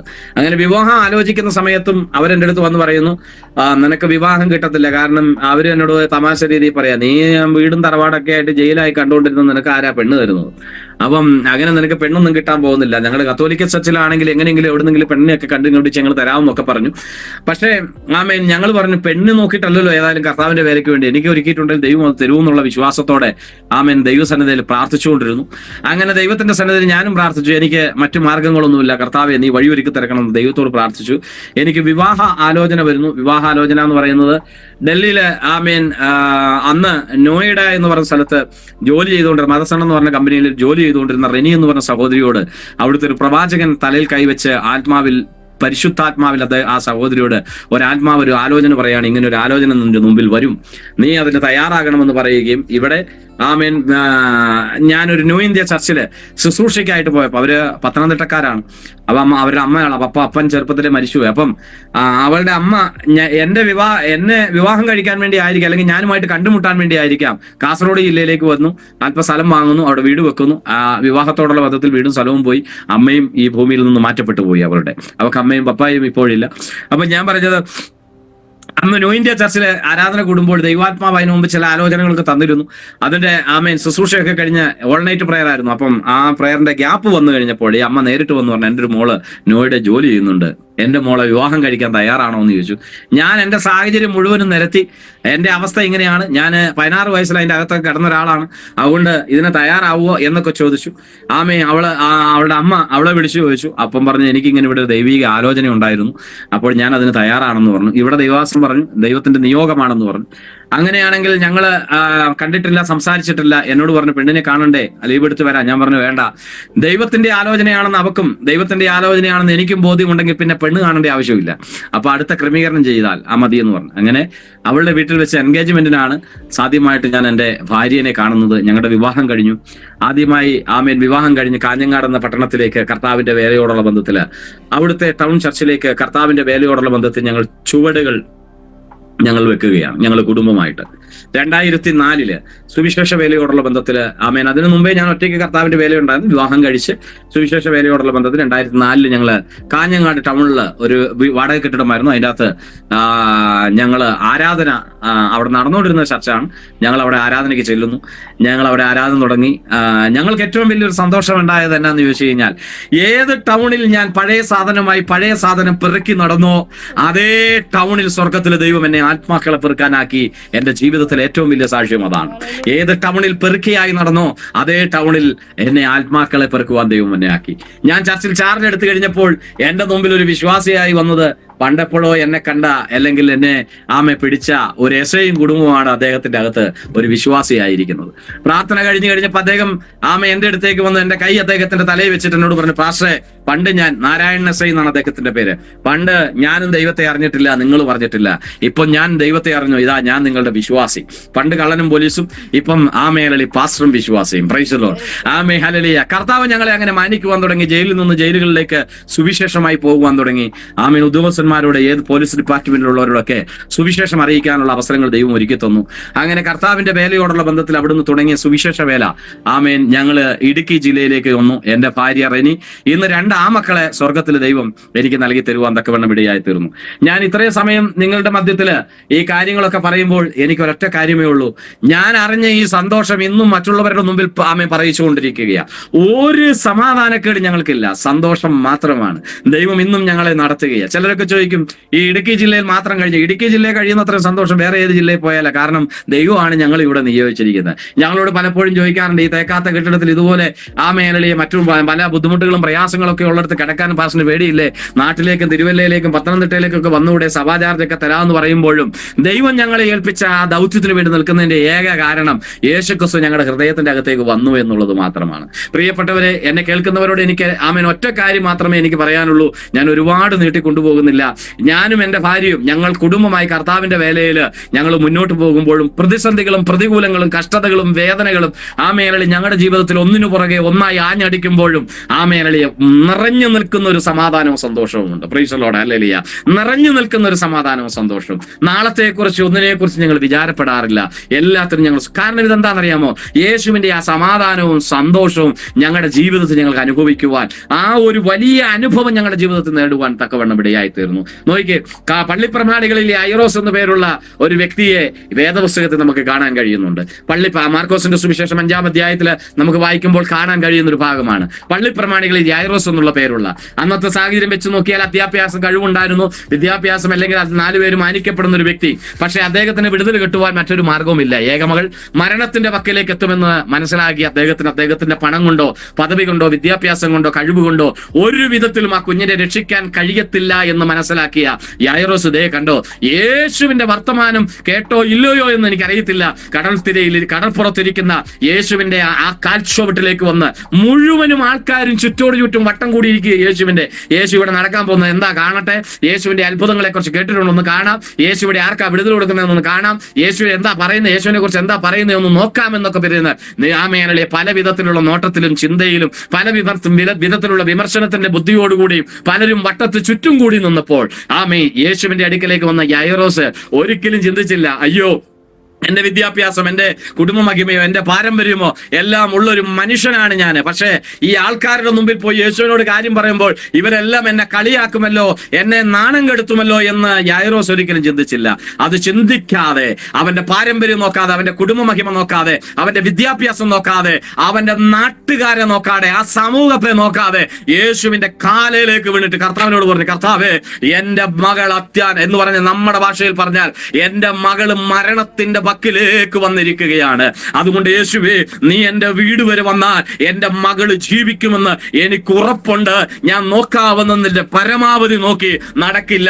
യേശുവേ നിന്റെ ജീവിതത്തില് എന്റെ ജീവിതത്തില് എന്റെ വീട്ടിലേക്ക് യേശുവേ നീ വന്നാൽ മാത്രമേ ഒരു വിടുതൽ ഉണ്ടാകുള്ളൂ എന്ന് അടിയുറച്ചാണ് യൈറോസ് യേശുവിന്റെ പാദപീഠത്തെങ്കിൽ പോയി വീഴുന്നത്. നോക്കിക്കേ, നാട്ടുകാരെയോ വീട്ടുകാരെയോ സമൂഹത്തെയോ ഒന്നും നമ്മൾ നോക്കേണ്ട ആവശ്യമില്ല.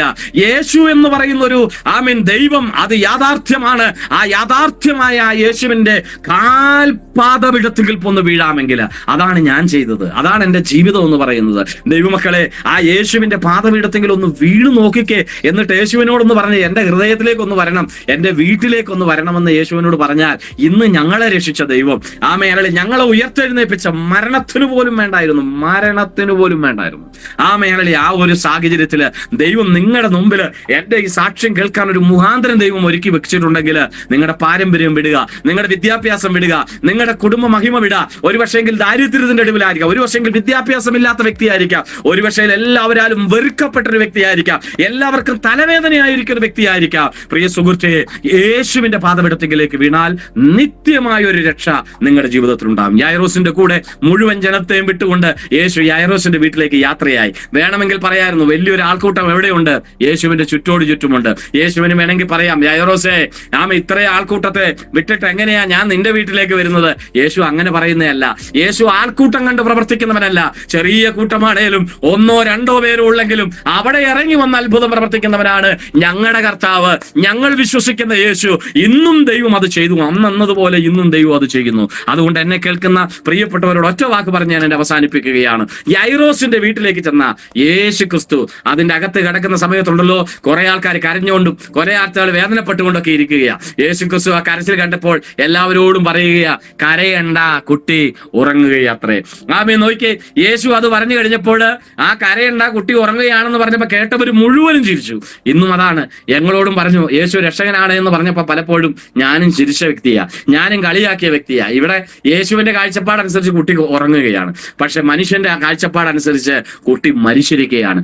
മാനുഷികമായ കാഴ്ചപ്പാടുകൾ മാറ്റിവെച്ചുകൊണ്ട് ദൈവികമാകുന്ന കാഴ്ചപ്പാടുകൾ നിനക്ക് കാണാൻ കാണാൻ കഴിയുന്നുവെങ്കിൽ ഒരു ഉയർത്തെഴുന്നേൽപ്പ് നിന്റെ ജീവിതത്തിൽ ഉണ്ടാകും. നോക്കിക്കേ, വിശ്വസിക്കാൻ കഴിയാത്ത മുഴുവൻ ആൾക്കാരെയും യേശു പുറത്താക്കി ആ മേഖലയെ അകത്തു ചെന്നു. വിശ്വസിക്കുന്നവരാൽ ആ മേഖലയെ വിശ്വസിച്ചാൽ നീ ദൈവത്തിന്റെ മഹത്വം കാണുമെന്നുള്ള വചനം അവിടെ നിവൃത്തി വരികയാ. യേശുവിന്റെ കൂടെ ഉണ്ടായിരുന്നവരെ ആരെയും അകത്ത് കയറ്റിയില്ല. യേശു കുട്ടിക്ക് ജീവൻ പകർന്നു കൊടുത്തു. മരിച്ചുപോയ കുട്ടീനെ യേശു ക്രിസ്തു ഉയർത്തെഴുന്നേൽപ്പിച്ചു. കുട്ടിക്ക് ആഹാരം കൊടുക്കാൻ പറഞ്ഞു. ആർക്കാ ഇത് കാണാനുണ്ടായിരുന്ന ഭാഗ്യമുണ്ടായിരുന്നു? വിശ്വസിച്ചവർക്ക് മാത്രമാണ്. പ്രിയപ്പെട്ടവരെ, യേശുവിന്റെ മഹത്വം കാണണമെങ്കിൽ ആദ്യം നമ്മൾ യേശുവിനെ വിശ്വസിക്കണം. അല്ലാത്തവരെല്ലാവരും കഥകടച്ചു പൂട്ടുന്ന ഒരു ദിവസം വരും. അതെപ്പോഴാണെന്നറിയാമോ? മധ്യാകാശത്തിൽ കാഹളനാദം മുഴങ്ങുമ്പോൾ, ആ മേഖലയിൽ കാഹള ശബ്ദം മുഴങ്ങുമ്പോൾ യേശു ക്രിസ്തു മരിച്ചവർ ഉയർത്തെഴുന്നേൽക്കും. ആ മേഖലയിലെ കാഹളനാദം കേൾക്കുമ്പോൾ യേശുവിനെ വിശ്വസിക്കുന്നവരെല്ലാവരും ഉയർത്തെഴുന്നേൽക്കുന്ന സമയത്ത് പരിഹസിക്കുന്നവരും നിന്ദിക്കുന്നവരെല്ലാം കഥകടച്ചു പുറത്തു കിടക്കുന്ന ഒരു ദിവസം മുമ്പിൽ വരും. അതുകൊണ്ട് എന്നെ കേൾക്കുന്ന സ്നേഹിത, സുഹൃത്തേ, എന്നെ രക്ഷിച്ച, എന്നെ വിടുവിച്ച ഒരു യേശുക്രിസ്തുവിനെ കുറിച്ചാണ് ഞങ്ങൾ ഇത് നിങ്ങളോട് പറയുന്നത്. എത്ര ധൈര്യത്തിന് നിങ്ങൾ ഒരുപക്ഷെ മക്കളെ കുറിച്ച് ഒക്കെ ഭാരപ്പെടും. യേശുവിനെ അറിഞ്ഞാൽ ഒരു വലിയ സമാധാനം ഉണ്ടാവുമെന്ന് ഞാൻ ഒരിക്കൽ കൂടെ പറയുക. ഞങ്ങൾക്ക് ഒരു ഞങ്ങളുടെ മക്കളെ കുറിച്ചൊക്കെ വേദനപ്പെടുന്നവർ ഞാൻ കേൾക്കുന്നുണ്ടാകാം. ഞങ്ങളിപ്പോൾ ഞങ്ങളുടെ മക്കള് ആ മേഖലയിൽ, ഞങ്ങളുടെ മകനും +2 കഴിഞ്ഞ് നിൽക്കുകയാണ്. ആ മേഖലയിൽ മുന്നോട്ട് പോകാൻ വേണ്ടി ഞങ്ങൾ പ്രാർത്ഥിച്ചുകൊണ്ടിരിക്കുക. പക്ഷേ ഞങ്ങൾക്ക് ഒരു ടെൻഷനും ഇല്ല. കാരണം നിറഞ്ഞു നിൽക്കുന്ന ഒരു സമാധാനവും സന്തോഷവും നമ്മുടെ ഉള്ളിലുള്ളപ്പോൾ നമ്മൾ എന്തിനാ ടെൻഷൻ അടിക്കുന്നത്? ദൈവമല്ലേ നമുക്ക് വേണ്ടി കരുതുന്നത്? ദൈവമല്ല. ഞാൻ ഇത് എന്തിനാ പറഞ്ഞെന്ന് ചോദിച്ചാൽ, ആരെങ്കിലും മക്കളെ കുറിച്ച് വ്യാകുലപ്പെടുന്ന ആരെങ്കിലും കേൾക്കുന്നുണ്ടെങ്കിൽ അവർക്ക് ഒരു അനുഗ്രഹത്തിന് വേണ്ടിയാ. മക്കളുടെ വിദ്യാഭ്യാസം ഓർത്തോ, മക്കളുടെ ഭാവി ഓർത്തോ ഏതെങ്കിലും വിധത്തിൽ നിരാശപ്പെടുന്നുണ്ടെങ്കിൽ നിങ്ങളുടെ ജീവിതത്തിൽ ഒരു മാറ്റം സ്വർഗത്തിലെ ദൈവം തരും. അതിന് യാതൊരു സംശയവുമില്ല. സർവശക്തനായ ദൈവം നിങ്ങളെ എല്ലാവരെയും അനുഗ്രഹിക്കട്ടെ. യായിറോസിനെ പോലെ യേശുവിനെ കണ്ട് അവന്റെ കാൽക്കൽ വീണ് യേശുവിനെ ഹൃദയത്തിലേക്ക് സ്വീകരിച്ച് യേശുവിനെ വീട്ടിലേക്ക് ക്ഷണിക്കാൻ തയ്യാറാണെങ്കിൽ ഇന്ന് നിങ്ങളുടെ വീടിന് രക്ഷ വന്നു കഴിഞ്ഞു. മനസാന്തരപ്പെടുക. മരണത്തിനപ്പുറത്ത് നമുക്ക് നിത്യമായ ഒരു രക്ഷയുണ്ട്. യേശു ക്രിസ്തുവിനെ സ്വന്തം രക്ഷിതാവും നാഥനുമായി സ്വീകരിക്കുക.